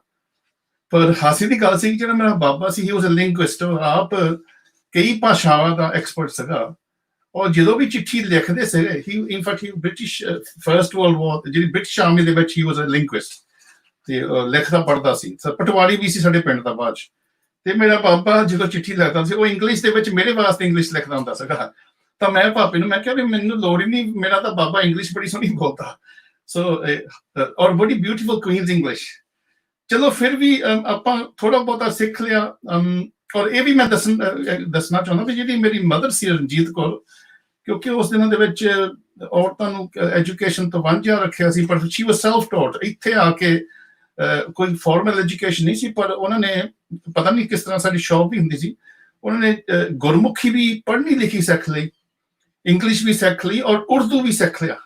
ਕਿਉਂਕਿ ਜਿਸ ਸ਼ਹਿਰ 'ਚ ਅਸੀਂ ਰਹਿੰਦੇ ਸੀ ਬ੍ਰੈਡਫੋਰਡ ਦੇ ਵਿੱਚ, ਕਾਫੀ ਸਾਡੇ ਉਰਦੂ ਜਾਂ ਸ਼ਾਹਮੁਖੀ ਤਾਂ ਨਹੀਂ ਸੀ, ਉਰਦੂ ਪੜ੍ਹਦੇ ਸਾਡੇ ਪੰਜਾਬੀ ਮੁਸਲਿਮ ਵੀ, ਔਰ ਮੇਰੇ ਪੱਕੇ ਯਾਰ ਜਿਹੜੇ ਸੀ ਉਹ ਸਾਰੇ ਬਹੁਤੇ ਮੁਸਲਮਾਨ ਸੀ। ਇੱਕ ਮੇਰਾ ਲਾਹੌਰ ਦੇ ਸੀ ਬਹੁਤੇ, ਇੱਕ ਮੇਰਾ ਯਾਰ ਸੀ ਤਾਂ ਤੁਸੀਂ ਯਕੀਨ ਕਰੋ ਸੀ ਤਾਂ ਇਸਲਾਮਿਕ ਮੁਸਲਮਾਨ ਸੀ, ਪਰ ਉਹ ਐਵਰੀਡੇ ਸੁਖਮਨੀ ਸਾਹਿਬ ਦਾ ਪਾਠ ਜੋ ਗੁਰੂ ਗ੍ਰੰਥ ਸਾਹਿਬ ਦੇ ਵਿੱਚੋਂ, ਔਰ ਇਹਦੇ ਵਿੱਚੋਂ ਮੈਨੂੰ ਥੋੜੀ ਜਿਹੀ ਝਲਕੀਆਂ ਵੀ ਸਾਡੀ ਜਿਹੜੀ ਨੇੜਤਾ ਪੰਜਾਬੀਆਂ ਦੀ ਬਹੁਤ ਜ਼ਿਆਦਾ ਆ, ਈਵਨ ਧਾਰਮਿਕ ਨੇੜਤਾ ਹੈਗੀ ਆ। ਸੋ ਆਪਾਂ ਹੋਰ ਵੀ ਬਹੁਤ ਗੱਲਾਂ ਕਰ ਸਕਦੇ, ਉਹਦੇ ਬਾਰੇ ਆਪਾਂ ਬਾਅਦ 'ਚ ਵੀ ਕਰ ਸਕਦੇ ਹਾਂ। ਜੇ ਆਪਾਂ ਗੱਲ ਕਰੀਏ ਜਿਹੜਾ ਸਾਡਾ ਫੋਕਸ ਹੈ ਅੱਜ, ਉਹ ਹੈਗਾ ਤੁਸੀਂ ਕਹਿ ਸਕਦੇ ਆ ਵੀ identity politics, nationalism, ethnic identification. ਤੇ ਜੇ ਤੁਸੀਂ ਯੂਕੇ ਪਰਸਪੈਕਟਿਵ ਤੋਂ ਲਈਏ, ਕਿਉਂਕਿ ਇੱਥੇ ਦਾ ਪਰਸਪੈਕਟਿਵ ਬਹੁਤ ਡਿਫਰੈਂਟ ਹੈ। ਜੇ ਤੁਸੀਂ ਫਰਾਂਸ ਵਿੱਚ ਜਾਵੋ ਤੇ ਉੱਥੇ ਅਫੀਸ਼ੀਅਲ ਜਿਹੜੀ ਫਰਾਂਸ ਦੀ ਪਾਲਿਸੀ ਉਹ ਰੈਕਗਨਾਈਜ਼ ਨਹੀਂ ਕਰਦੇ ਕੋਈ ਮਾਈਨੋਰਿਟੀ ਗਰੁੱਪਸ, ਕੋਈ ਐਥਨਿਸਿਟੀ ਨਹੀਂ ਰੈਕਗਨਾਈਜ਼ ਕਰਦੇ ਐਟ ਦ ਸਟੇਟ ਲੈਵਲ। ਸੋ ਇਸੇ ਕਰਕੇ ਸਿੱਖ ਬੱਚਿਆਂ ਵਾਸਤੇ ਉੱਥੇ ਸਕੂਲ ਜਾਣ ਲਈ ਬਹੁਤ ਮੁਸ਼ਕਲਾਂ ਹੋਈਆਂ ਕੇਸਾਂ ਦੇ ਨਾਲ, ਕਿਉਂਕਿ ਉਹ ਕਹਿੰਦੇ ਤੁਸੀਂ ਉਤਾਰੋ ਰਿਲੀਜੀਅਸ ਸਿੰਬਲਸ ਵਗੈਰਾ, ਸੈਕੂਲਰਿਜ਼ਮ ਦਾ ਉਹਨਾਂ ਦਾ ਹੈਗਾ। ਪਰ ਬ੍ਰਿਟਿਸ਼ ਦੀ ਪਾਲਿਸੀ ਥੋੜੀ ਜਿਹੀ ਡਿਫਰੈਂਟ ਰਹੀ। ਜਦੋਂ ਪਹਿਲਾਂ 50s ਦੇ ਵਿੱਚ ਸਾਡੇ ਲੋਕ ਆਏ ਆ ਸਾਊਥ ਏਸ਼ੀਆ ਤੋਂ, ਔਰ ਪੰਜਾਬ ਤੋਂ ਬਹੁਤ ਲੋਕ ਆਏ ਆ, ਤੇ ਇੱਥੇ ਦੀ ਪਾਲਿਸੀ ਸੀਗੀ ਅਸਿਮੀਲੇਸ਼ਨ, ਵੀ ਤੁਸੀਂ ਇੱਥੇ ਆਵੋ, ਕੰਮ ਕਰੋ ਤੇ ਹੌਲੀ ਹੌਲੀ ਤੁਸੀਂ ਸਾਡੇ ਵਰਗੇ ਬਣ ਜਾਓ। ਤੇ ਉਦੋਂ ਲੋਕੀ ਵੀ ਕੰਮਾਂ 'ਚ ਬਿਜ਼ੀ ਸੀਗੇ ਤੇ ਨਸਲਵਾਦ ਵੀ ਬਹੁਤ ਸੀਗਾ, ਰੇਸਿਜ਼ਮ, ਔਰ ਸਾਡੇ ਪੈਰੈਂਟਸ ਨੇ ਬੜੀ ਰੇਸਿਜ਼ਮ ਦੇਖੀ, ਪਰ ਉਹ ਚੁੱਪ ਰਹੇ। ਔਰ ਅਸੀਂ ਵੀ ਦੇਖੀ, ਸਾਡੇ ਤੇ ਏਦਾਂ ਸੀ ਵੀ ਸਾਨੂੰ ਫਿਰ ਆਪਣੇ ਜੋ ਸਾਡੀ ਤੁਸੀਂ ਕਹਿ ਸਕਦੇ ਮਾਂ ਬੋਲੀ ਦੇ ਨਾਲ ਨਫ਼ਰਤ ਪੈਣ ਲੱਗ ਪਈ, ਸਾਡੇ ਕਲਚਰ ਦੇ ਨਾਲ, ਸਾਡੇ ਸਮਾਜ ਜੋ ਪੁਰਾਣਾ ਸਮਾਜ ਸੀ, ਕਿਉਂਕਿ ਇਹ ਵੀ ਐਸੋਸੀਏਟਡ ਦਿਸ ਵਿਦ ਜਿਹੜੀ ਸਾਨੂੰ ਤੰਗੀਆਂ ਹੋਈਆਂ ਸੀ, ਤੇ ਸਾਡੇ ਅੰਦਰ ਵੀ ਇਹ, ਪਰ ਫਿਰ ਵੀ ਹੌਲੀ ਹੌਲੀ ਹੌਲੀ ਹੌਲੀ ਜਦੋਂ ਪੋਲੀਟਿਕਸ ਇਸਟੈਬਲਿਸ਼ ਹੋ ਗਈ ਕਮਿਊਨਿਟੀ, ਤਾਂ ਫਿਰ ਅਸੀਂ ਵੀ ਪੋਲੀਟਿਕਸ ਦੇ ਵਿੱਚ ਐਕਟਿਵ ਹੋ ਗਏ ਸੀਗਾ ਐਜ਼ ਅ ਟੀਨੇਜਰ। ਐਂਡ ਇੱਥੇ 1981 ਦੇ ਵਿੱਚ ਯੂਕੇ ਦੇ ਵਿੱਚ ਬਹੁਤ ਇੱਕ ਇੰਪੋਰਟੈਂਟ ਇਵੈਂਟਸ ਹੋਈ ਸੀ, ਇੱਥੇ ਰਾਈਟਸ ਹੋਏ ਸੀ, ਤੁਸੀਂ ਕਹਿ ਸਕਦੇ ਆ, ਦੰਗੇ ਵੀ ਕਹਿ ਸਕਦੇ ਆ, ਤੇ ਪੁਲਿਸ ਦੇ ਨਾਲ ਤਾਂ ਕਮਿਊਨਿਟੀਜ਼, ਤਾਂ ਇਹ ਜਿੱਥੇ ਵੀ ਸਾਡੀਆਂ ਸਾਊਥ ਏਸ਼ੀਅਨ ਜਾਂ ਇੰਡੀਅਨ, ਪਾਕਿਸਤਾਨੀ, ਬੰਗਲਾਦੇਸ਼ੀ ਕਮਿਊਨਿਟੀਜ਼ ਜਾਂ ਜਿਹੜੀ ਅਫਰੀਕਨ ਕਮਿਊਨਿਟੀਆਂ, ਵੈਸਟ ਇੰਡੀਅਨ, ਉੱਥੇ ਕਾਫੀ ਰਾਈਟਸ ਹੋਏ। ਸਾਊਥ ਹਾਲ ਦੇ ਵਿੱਚ ਜਿਹੜਾ ਕਿ ਪੰਜਾਬ ਦਾ ਗੜ੍ਹ ਹੁੰਦਾ, ਉੱਥੇ ਵੀ ਹੋਈਆਂ। ਔਰ ਇਹਦੇ ਕਰਕੇ ਹੀ ਇੱਕ ਨਵੀਂ ਪਾਲਿਸੀ ਇਹਨਾਂ ਨੇ ਬਣਾਈ ਸੀ ਜਿਹਨੂੰ ਕਹਿੰਦੇ ਮਲਟੀਕਲਚਰਲਿਜ਼ਮ। ਸੋ ਇਹਦੇ ਵਿੱਚ ਇਹ ਸੀ ਵੀ ਉਹ ਕਹਿੰਦੇ ਵੀ ਠੀਕ ਹੈ ਵੀ ਤੁਸੀਂ ਇੰਟੀਗ੍ਰੇਟ ਵੀ ਹੋਵੋ, ਤੁਸੀਂ ਇੰਗਲਿਸ਼ ਸਿੱਖੋ, ਤੁਸੀਂ ਇੱਥੇ ਦੇ ਕਸਟਮਸ ਵੀ ਅਡਾਪਟ ਕਰੋ, ਪਰ ਤੁਸੀਂ ਆਪਣੇ ਜੋ ਕਲਚਰਲ ਆਈਡੈਂਟਿਟੀ ਉਹਨੂੰ ਵੀ ਪ੍ਰੀਜ਼ਰਵ ਕਰ ਸਕਦੇ ਆ। ਤੇ ਮੈਂ ਸਮਝਦਾ ਉਸ ਟਾਈਮ ਤੋਂ ਇੱਕ ਇੱਥੇ ਪੋਲੀਟਿਕਸ ਨਵੀਂ ਬਣ ਗਈ ਸੀ ਜਿਹਨੂੰ ਕਹਿੰਦੇ ਪੋਲੀਟਿਕਸ ਆਫ ਆਈਡੈਂਟਿਟੀ। ਔਰ ਇਹ ਪੋਲੀਟਿਕਸ ਆਫ ਆਈਡੈਂਟਿਟੀ ਇਹਦੇ ਨਾਲ ਜਿਹੜੀ ਐਥਨਿਕ ਪੋਲੀਟੀਕਲ ਮੋਬਿਲਾਈਜੇਸ਼ਨ, ਇਹ ਬਹੁਤ ਇੰਪੋਰਟੈਂਟ ਸੀ। ਤਾਂ ਇੱਥੇ ਇੱਕ ਸੋਸ਼ੀਓਲੋਜਿਸਟ ਹੈ, ਜੌਨ ਰੈਕਸ ਉਹਦਾ ਨਾਮ ਹੈ, ਮੇਰਾ ਪੁਰਾਣਾ ਪ੍ਰੋਫੈਸਰ ਵੀ ਸੀ ਇੱਥੇ ਵਾਰਿਕ ਦੇ ਵਿੱਚ, ਤਾਂ ਉਹਨਾਂ ਨੇ ਇੱਕ ਲੇਖ ਲਿਖੀ ਸੀਗੀ ethnic identity and the nation state. ਤਾਂ ਬੇਸਿਕਲੀ ਜਿਹੜੀ ਉਹਨਾਂ ਦੀ ਥਿਊਰੀ ਆ ਕਾਫੀ ਯੂਜ਼ ਕੀਤੀ ਜਾਂਦੀ। ਉਹਨਾਂ ਨੇ ਕਿਹਾ ਵੀ the kinds of political processes which had a master role in determining the course of politics in the nation state and in the earlier modern period are superseded. Most importantly, classism and class struggle, central to Marxist and quasi-Marxist political sociology, have been replaced by a variety of social movements, including ecological movements, women's movements, gay, lesbian movements, youth movements, peace movements, and ethnic movements. So basically, ਇਹ ਜਿਹੜੀ ethnic mobilisation ਸੀ ਜਾਂ politics of identity ਇੱਕ ਨਵੀਂ ਚੀਜ਼ ਸੀਗੀ, ਪੁਰਾਣੇ ਜ਼ਮਾਨਿਆਂ ਚੋਂ ਇੱਕ ਵੱਖਰਾ ਸੀ। ਇਨ ਐਸੈਂਸ ਰੈਕਸ ਨੇ, ਜੋ ਕਿ ਅਮਰੀਕਨ ਐਂਥਰੋਪੋਲੋਜਿਸਟ ਕਲਿਫਰਡ ਗਰਟਸ ਹੈਗਾ, ਉਹਨਾਂ ਨੇ ਪਹਿਲਾਂ ਗੱਲ ਕੀਤੀ ਸੀ, ਹੀ ਟ੍ਰਾਈਡ ਟੂ ਕੰਟਰਾਸਟ, ਉਹਨੇ ਕਿਹਾ ਵੀ ਸੋਸ਼ਲ ਰਿਲੇਸ਼ਨਸ ਵਿਚ arise from kinship, neighbourhood, commonality of knowledge, religious belief and language and customs with others based upon tactical necessity, common interest and incurred moral obligation. ਕਹਿਣ ਤੋਂ ਭਾਵ ਵੀ ਇੱਕ tension ਆ ਜਦੋਂ ਐਥਨਿਕ ਮੋਬਿਲਾਈਜੇਸ਼ਨ ਜਾਂ ਐਥਨਿਕ ਪੋਲੀਟਿਕਸ ਹੁੰਦੀ ਆ, ਉਹ ਨੈਸ਼ਨਲਿਜ਼ਮ ਵਿੱਚ ਆ ਜਾਂਦੀ ਆ, ਬਿਟਵੀਨ ਤੁਹਾਡੇ ਜਿਹੜੇ ਅਸਲੀ ਤੁਹਾਡੀ ਕਲਚਰਲ ਹੈਰੀਟੇਜ ਹੈਗੀਆਂ, ਤਾਂ ਜੋ ਤੁਸੀਂ ਤੁਹਾਨੂੰ ਟੈਕਟੀਕਲੀ ਆਪਣੇ ਨਵੇਂ ਅਲਾਇੰਸ ਬਣਾਉਣੀ ਪੈਣੀ। ਹੁਣ ਐਗਜ਼ਾਮਪਲ ਆ, ਜੇ ਆਪਾਂ ਪਾਕਿਸਤਾਨ ਜਾਂ ਇੰਡੀਆ ਦੀ ਗੱਲ ਕਰੀਏ ਪੋਸਟ ਪਾਰਟੀਸ਼ਨ, ਇਹਨਾਂ ਦੀ ਕੋਈ ਤੁਸੀਂ ਕਹਿ ਨਹੀਂ ਸਕਦੇ ਕੋਈ ਯੂਨੀਫਾਈਡ ਕਲਚਰਲ ਆਈਡੈਂਟਿਟੀ, ਇਹਨੂੰ ਕੰਸਟਰਕਟ ਕਰਨਾ ਪਿਆ ਸੀਗਾ। ਸੋ ਉਹਦੇ ਵਿੱਚ ਨੈਸ਼ਨਲਿਜ਼ਮ ਦੇ ਵਿੱਚ ਵੀ ਤੁਹਾਨੂੰ ਨਵੀਆਂ ਕਹਾਣੀਆਂ, ਨਵੇਂ ਸਟੋਰੀਜ਼ ਕੰਸਟਰਕਟ ਕਰਨੀਆਂ ਪੈਂਦੀਆਂ। ਸੋ ਜਿਹੜੇ ਜੌਨ ਰੈਕਸ ਸੀ, ਚੈਲੰਜ ਜਿਹੜੇ ਸਕਾਲਰਾਂ ਵਾਸਤੇ ਸੀ ਵੀ ਆਹ ਜਿਹੜੀ ਨਵੀਂ ਐਥਨਿਕ ਮੋਬਿਲਾਈਜੇਸ਼ਨ ਹੈਗੀ ਆ, which in fact emerged, as Rex said, out of the breakup of the empires and the global nature, the migration process and the formation of diaspora migrant communities. ਉਹਨੂੰ ਸਮਝਣਾ ਬਹੁਤ ਜ਼ਰੂਰੀ ਆ। These self-identifying minorities who organize themselves into voting blocs. So 80s ਤੋਂ ਬਾਅਦ ਫਿਰ ਇੱਥੇ ਜਿੱਥੇ ਅਸੀਂ ਸਾਰੇ ਹੀ ਸਾਊਥ ਏਸ਼ੀਅਨ ਸੀਗੇ, ਜਾਂ ਅਸੀਂ ਏਸ਼ੀਅਨ ਕਹਿ ਦੋ, ਪਾਕਿਸਤਾਨੀ ਸੀਗੇ, ਇੰਡੀਅਨ ਸੀ, ਪਰ ਇੱਕ ਸੀ ਕਮਿਊਨਿਟੀ, ਕਾਲੇ ਵੀ ਨਾਲ ਸੀ। ਉਸ ਤੋਂ ਬਾਅਦ ਫਿਰ ਸਾਡੇ ਵੱਖਰੀ ਐਸੋਸੀਏਸ਼ਨ ਬਣ ਗਈਆਂ ਤੇ ਉਹ ਆਪ ਆਰਗੇਨਾਈਜ਼ ਕਰਦੇ ਸੀਗੇ। ਆਈਡੈਂਟਿਟੀ ਮੋਬਿਲਾਈਜੇਸ਼ਨ ਇਹਨੂੰ ਕਹਿੰਦਾ। ਸੋ ਯੂਕੇ ਦੇ ਵਿੱਚ ਪਹਿਲਾਂ ਤਾਂ ਪੰਜਾਬੀ ਸਿੱਖ ਆਈਡੈਂਟਿਟੀ ਹੋ ਗਈ, ਫਿਰ 1984 ਤੋਂ ਬਾਅਦ ਇੱਕ ਹੋਰ ਬਹੁਤ ਵੱਡੀ ਇੱਕ ਚੇਂਜ ਆਈ ਕਿ ਸਿੱਖਾਂ ਨੇ, ਕਿਉਂਕਿ ਉਦੋਂ ਤੁਹਾਨੂੰ ਪਤਾ ਜੂਨ ਦੇ ਵਿੱਚ ਦਰਬਾਰ ਸਾਹਿਬ ਤੇ ਹਮਲਾ ਹੋਇਆ, ਤੇ ਉਦੋਂ ਸਿੱਖਾਂ ਨੇ ਖਾਲਿਸਤਾਨ ਦੀ ਵੀ ਗੱਲ ਕੀਤੀ, ਤਾਂ ਇੱਕ ਨਵੀਂ ਆਈਡੈਂਟਿਟੀ ਆ ਗਈ ਸੀ, ਸਿੱਖਾਂ ਦੀ ਇੱਕ ਵੱਖਰੀ ਹੋਂਦ। ਤਾਂ ਇਹਦੇ ਵਿੱਚ ਵੀ ਟੈਨਸ਼ਨ ਸੀ, ਕਿਉਂਕਿ ਬਹੁਤੇ ਸਿੱਖ ਕਹਿੰਦੇ ਸੀ ਅਸੀਂ ਪੰਜਾਬੀ ਹਾਂ, ਇਹ ਸਾਡੀ ਕਲਚਰਲ ਆਈਡੈਂਟੀਟੀ ਆ, ਤੇ ਹੋਰ ਕਹਿ ਰਹੇ ਸੀ ਨਹੀਂ ਸਾਡੀ ਹੈਗੀ ਸਿੱਖ। ਔਰ ਇੱਥੇ ਇੱਕ ਹੋਰ ਵੀ ਗੱਲ ਆਉਂਦੀ ਵੀ ਇੱਥੇ ਸਿੱਖ ਕੌਮ, ਜੋ ਕਿ ਆਪਾਂ ਸਿੱਖ ਪੰਥ ਸਿੱਖ ਕੌਮ ਦੀ ਕਨਸੈਪਟ ਵੀ ਇਹਨੂੰ ਮੋਰਫ ਕੀਤਾ ਗਿਆ ਸੀਗਾ, ਵੀ ਇਹ ਵੀ ਇੱਕ ਕਿਸਮ ਦੀ ਰੇਸ਼ਲ ਆਈਡੈਂਟਿਟੀ ਵੀ ਕਿਹਾ ਗਿਆ ਸੀ, ਔਰ ਐਥਨਿਕ ਆਈਡੈਂਟਿਟੀ, ਜਿਹਦਾ ਸਟ੍ਰੈਟੇਜਿਕ ਐਥਨਿਕ ਆਈਡੈਂਟਿਟੀ। ਸੋ ਕੰਪਲੈਕਸ ਹੈਗਾ। ਸੋ ਇੱਥੇ UK ਦੇ ਵਿੱਚ ਇੱਕ ਮੁਹਿੰਮ, ਕੰਟੈਂਪਰਰੀ ਮੁਹਿੰਮ ਚੱਲਦੀ ਆ, ਕਿਉਂਕਿ ਅਗਲੇ ਸਾਲ 2021 ਦੇ ਵਿੱਚ ਇੱਥੇ ਮਰਦਮਸ਼ੁਮਾਰੀ ਹੁੰਦੀ ਹਰ 10 ਸਾਲ, ਔਰ ਸੋ ਫਾਰ ਸਿੱਖਾਂ ਨੂੰ ਇੱਕ ਰਿਲੀਜਨ ਦੇ ਬਾਕਸ ਦੇ ਵਿੱਚ ਪਾਇਆ ਗਿਆ ਵੀ ਇੱਕ ਕੈਟੇਗਰੀ, ਜਿੱਦਾਂ ਦੂਜੇ ਧਰਮ ਹੈਗੇ ਇਸਲਾਮ ਜਾਂ ਹਿੰਦੂਇਜ਼ਮ, ਕ੍ਰਿਸਚੀਅਨਿਟੀ ਵਗੈਰਾ, ਪਰ ਜਿਹੜੀ ਐਥਨਿਕਸਿਟੀ ਦੇ ਵਿੱਚ ਸਿੱਖ ਹੈ ਨਹੀਂ। ਹੋਰ ਹੈਗੇ ਆ ਜਿੱਦਾਂ ਪਾਕਿਸਤਾਨੀ, ਬੰਗਲਾਦੇਸ਼ੀ, ਬ੍ਰਿਟਿਸ਼, ਹੋਰ ਵੀ ਹੈਗੇ ਆ, ਅਰਬੀ ਵੀ ਹੈਗੇ ਆ, ਪਰ ਕੋਈ ਸਿੱਖ ਉੱਥੇ ਹੈ ਨਹੀਂ। ਤੇ ਇੱਥੇ ਕਾਫੀ ਡਿਬੇਟ ਚੱਲਦੀ ਆ ਵੀ ਸਿੱਖਾਂ ਦੀ ਉੱਥੇ ਵੀ ਹੋਂਦ ਹੋਣੀ ਚਾਹੀਦੀ ਆ। ਤੇ ਤੁਸੀਂ ਕਹਿ ਸਕਦੇ ਹੋ ਅੱਧੇ ਸਿੱਖਾਂ ਨੇ ਕਿਹਾ ਵੀ ਹਾਂ ਠੀਕ ਹੈ, ਤਾਂ ਦੂਜੇ ਕਹਿ ਰਹੇ ਵੀ ਇਹ ਹੋ ਹੀ ਨਹੀਂ ਸਕਦਾ, ਵੀ ਸਿੱਖ ਕੋਈ ਐਥਨਿਸਿਟੀ ਹੈ ਨਹੀਂ, ਸਿੱਖ ਕੋਈ ਨੇਸ਼ਨ ਹੈ ਨਹੀਂ, ਸਿੱਖ ਇੱਕ ਡਾਇਸਪੋਰਾ। ਸੋ ਇਹਦੇ ਬਾਰੇ ਮੈਂ ਫਿਰ ਇੱਕ ਦੋ ਲੇਖਾਂ ਲਿਖੀਆਂ ਸੀਗੀਆਂ, just to get my head around this. ਤੇ ਮੈਂ ਉਸ ਪੋਲਿਟਿਕਸ ਦੇ ਵਿੱਚ ਨਹੀਂ ਜਾਣਾ, ਪਰ ਮੈਂ ਉਹਦੇ ਵਿੱਚੋਂ ਫਿਰ ਮੈਂ ਸੋਚਿਆ ਕਿ ਜੇ ਅਸੀਂ ਪੰਜਾਬੀ ਐਥਨਿਸਿਟੀ ਦੀ ਗੱਲ ਕਰਦੇ ਹਾਂ ਤੇ ਉਹਦੇ ਬਾਰੇ ਕੀ ਬੇਸਿਸ ਤੇ ਤੁਸੀਂ ਗੱਲ ਕਰ ਸਕਦੇ। ਸੋ ਦ ਕ੍ਰਕਸ ਜਿਹੜੀ ਮੈਂ ਪ੍ਰੈਜ਼ੈਂਟ ਕੀਤੀ ਸੀ ਆਰਗੂਮੈਂਟ, ਜੇ ਤੁਸੀਂ ਆਈਡੈਂਟੀਟੀ ਪੋਲਿਟਿਕਸ ਦੀ ਗੱਲ ਕਰਦੇ ਆ, ਸਿੱਖਾਂ ਕੋਲ ਹੈ ਹੱਕ ਰੈਕਗਨੀਸ਼ਨ ਵਾਸਤੇ, ਕਿਉਂਕਿ ਆਈਡੈਂਟੀਟੀ ਪੋਲਿਟਿਕਸ ਦਾ ਤੁਸੀਂ ਜਿੱਦਾਂ ਬੈਨੇਡਿਕਟ ਐਂਡਰਸਨ ਗੱਲ ਕੀਤੀ ਸੀ ਵੀ ਇਹ ਤਾਂ ਇੱਕ ਕਿਸਮ ਦੀ ਇਮੈਜਿਨਰੀ ਕੈਟੇਗਰੀ ਹੋ ਜਾਂਦੀ ਆ ਸਟ੍ਰੈਟੇਜਿਕਲੀ।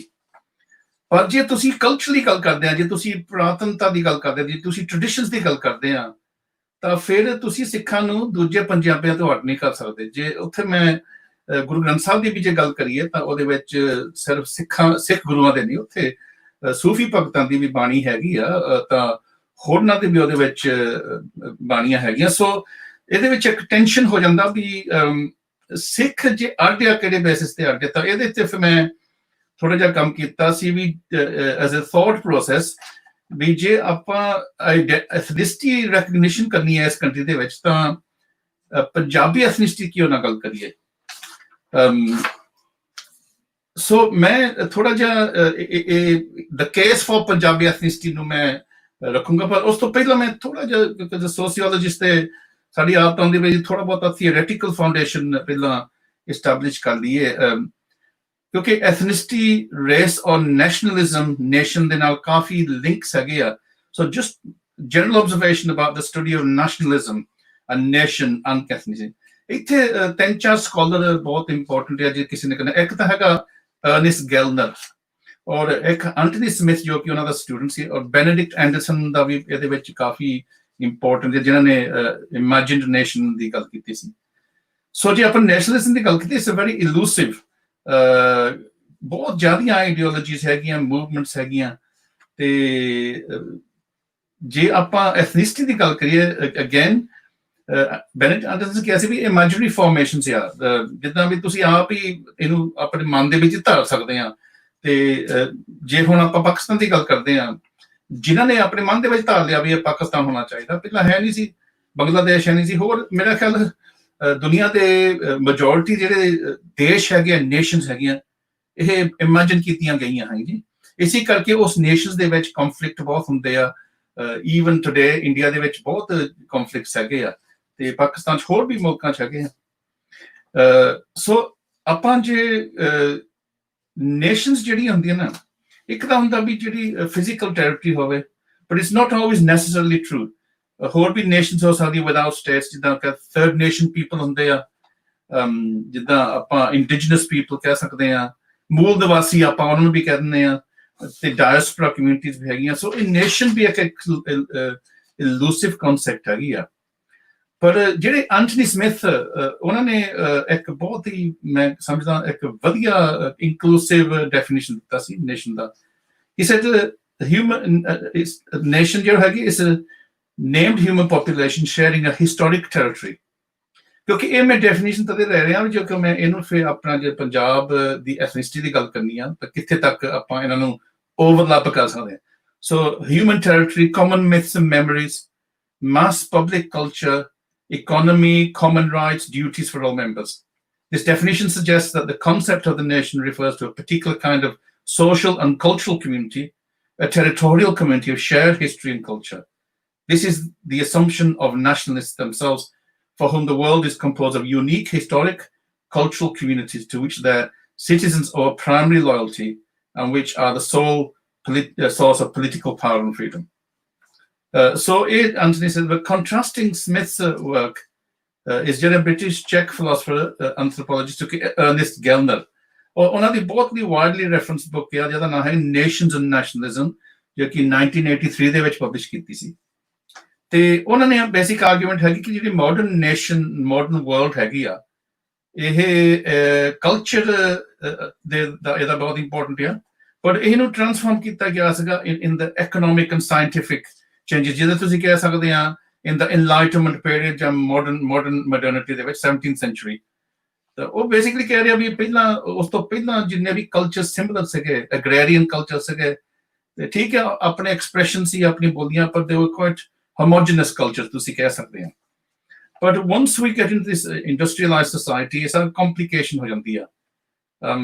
ਐਂਡ ਜਿੱਦਾਂ ਕਿ in the agrarian society, culture, the role of culture was to underwrite the people's status and people's identity. The feudalism the best we ਕਹਿ ਸਕਦੇ ਹਾਂ। ਤਾਂ ਇਹਦਾ role really was to embed their people's position in a complex, usually coffee hierarchical and relatively stable structure. ਇਹਨੂੰ ਤੁਸੀਂ ਜੇ ਤੁਸੀਂ sociologically ਕਹਿੰਦੇ ਆ, ਡਰਕਹਾਈਮ ਦੇ ਇਹਨੂੰ ਕਹਿੰਦੇ ਵੀ ਇੱਥੇ ਕਾਫੀ mechanical solidarity ਸੀਗੀ, ਯਾਨੀ ਕਿ ਕੇਜ ਸੀਗਾ, ਇੱਕ ਬੱਝਿਆ ਗਿਆ ਸੀ, ਬਸ ਤੁਸੀਂ ਇੱਥੇ ਟਿਕੇ ਰਹੋ। But as we come into the kind of modern period in modernity, then you begin to have these more looser bonds, more negotiated kind of ideas around identity and culture, particularly because the power of the rulers starts to become negotiated through governmental structures rather than through some kind of divine orders. So as you dekh sakde, for example, in the Punjabi context, British period to pehla ਭਾਵੇਂ ਉਹ Mughal period ਸੀਗਾ ਜਾਂ ਉਹ ਸਿੱਖ period ਸੀਗਾ, ਜਿਹੜੇ local cultures ਸੀਗੇ ਉਹ ਹੌਲੀ ਹੌਲੀ ਇਵੋਲਵ ਹੋਏ।